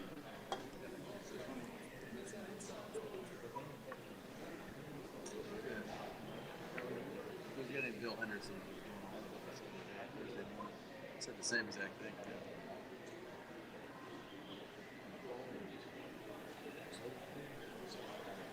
All right, so Tenzin Castris for Team Army is breaking this rack against Steve Santiago. And Steve has struggled a little bit in this event, looking for his first win of the event. He's 0-4 so far. 0-5, excuse me, so far in this event.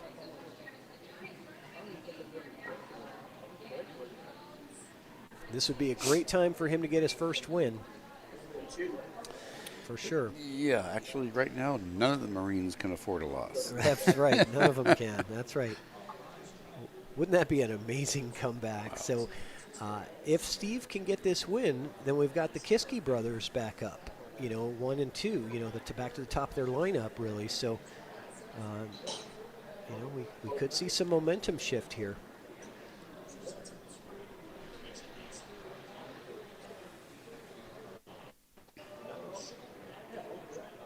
Uh-oh. Did we freeze, or is it? Momentarily. It's hard to tell with Tenzin because I think it did freeze a little bit, though. It did, yeah. So hopefully our internet holds up and we don't get too much chop here. It's froze again. Is the internet froze? The stream froze? No. We're good. He's like a robot. He can stop. I think dead so. still. Yeah, I think he's just can stay perfectly still. So it's like one of those human mannequins. You ever seen those? he's making us feel like the stream is frozen by being, so still at the table. I guess we have to look in the background to see if other people are moving. So, okay, so ball in the break. Does he maybe take a two-way here at this 9-ball? You could draw off this 1. You might be able to pocket the 9. I don't think so, though. I don't think so. Because the 2-3 are kind of wired up there in that top right corner.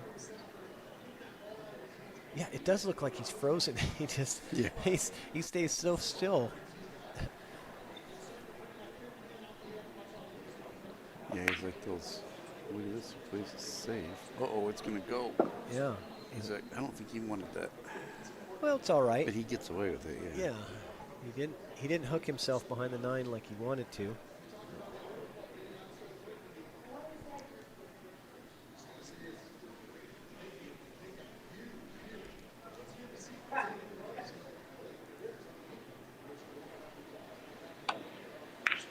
Two-3 was not as wired as we thought, maybe. Okay, so Steve Santiago with an opportunity here. Needs to play a good safety on this 2-ball. He's got 2 blockers to get behind, so it makes it twice as easy, right? As long as you don't go out past that 3, you're good. Oh. Look at this. Oh, he was going for it. Okay. I was thinking safety all the way there because you had the blockers right there for you. I think he pretty much did get a safety, didn't he? I don't think that cue goes by that 3. Can't tell. It must.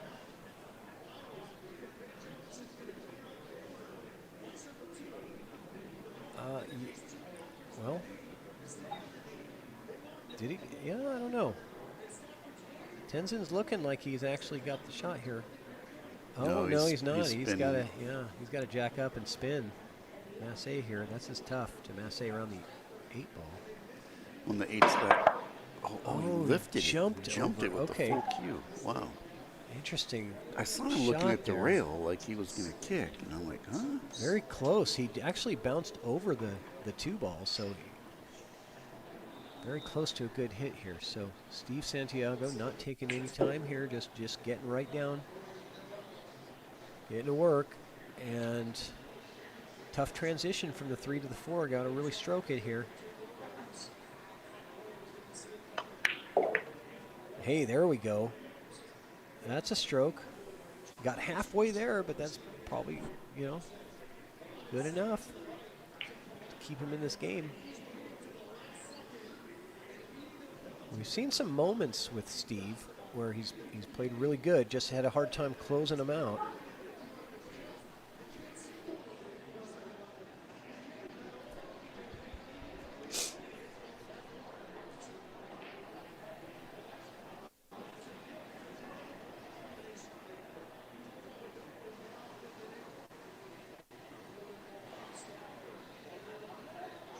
What do you think here, Rich? Cut the 4 ball back and forth? And go Yep. back and forth with the cue ball? Yep, I don't think he has a choice. I mean, he can bank. No. You know what we said earlier, never bank a ball you can cut, because there was his leave, Yeah. Scratches his head as he's walking away. So he's going to draw at this. Yeah, I would go forward here I'd and go play the forward. 6 in the side. It looks easier. It's more natural. Play the 6 in the side, but he looked like he was. I mean, the draw shot's not bad.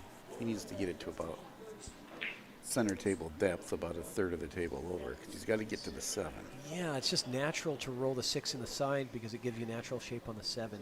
So that's why I like 6 in the side is the position next to the 7. Depending on the player's strength, it's kind of potato. Yeah, you always have to look 3 balls. Look at your 3 shots. This one, the next one, and the one after. Still aiming low on this cue ball.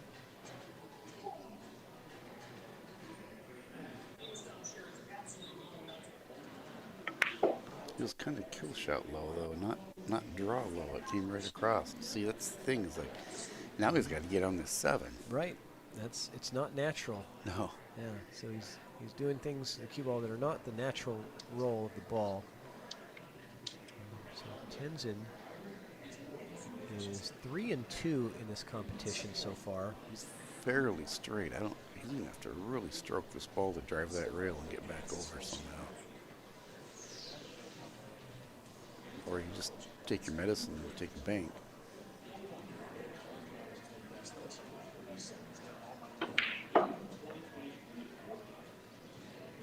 Okay. Oh, He got the yeah, bump to move boy, it because yeah. it didn't go underneath the 7. No, but it does now. It does now. Well, that is the 7. You mean under the 8? Under the 8, yeah. yes. Yeah, so it goes now, and he's in absolute perfect shape to close out this match for Team Army and get the 15th win here. Not only does it go under the 8, it's a perfect leave onto the 9. Too. Yeah, it's a center ball hit here. That gets you a nice leave on the 8. That gets you nice on the 9. But he misses the 7, the pressure shot. Oh my gosh, it was so perfectly laid out. Just a short little draw stroke on that 8, and it floats right over. Yeah. Wow. So, Can he hit it, though? Does he have a thin on it? I think he does. well, it's looking like he does. Can he make it, though? That's the question. I don't think he can make it. I think it's going to go to the rail. I think he's banking on it going to the rail and coming back over and marrying up to the 9. Phew. I don't know what else to say because I think he can just barely see the edge of it. You can't tell. It's a heck of a cut to go to the rail and back to the 9. Yeah, he hit the 8 ball first there and gives up ball in hand, and that might do it. I'm not going to curse him. That might do it. Tenzin Castris. He's 3 and 2 so far in this event. Can he get Team Army that 15th rack win Ooh, there's his draw. No, he said okay. to get them the opportunity to play against the Navy on Veterans Day? Good center ball hit right here does it for you. Just like that. And you comes off the rail nicely, and this is looking good for Team I Army. think they have a date for Veterans Day. Yeah, they very well could. Team Army with the win, 15-8. Nice playing, gentlemen. Congratulations, Team Army. You guys did it. Handshakes all around, fist bumps. There's a lot of respect between these two teams. Great showing, great effort by all. Really happy to be able to stream this event for you guys, and I can't wait for Veterans Day. This is going to be so much fun. November 11th, guys. Mark it on your calendar. Chalkbox Productions Veterans Day event. You're going to see Team Army and Team Navy battle out again for Veterans Day, and it's going to be a huge event. We're going to have lots of prizes for the raffle. We're going to be donating to everyone for Veterans. A4V nonprofit helps vets with dental care assistance, and from there, that's all we've got for today, guys. It's back to football for you guys. Yep. And this is Patrick Nix. And the toothpick, Rich Roddle. And we are signing out, guys. Have a good night.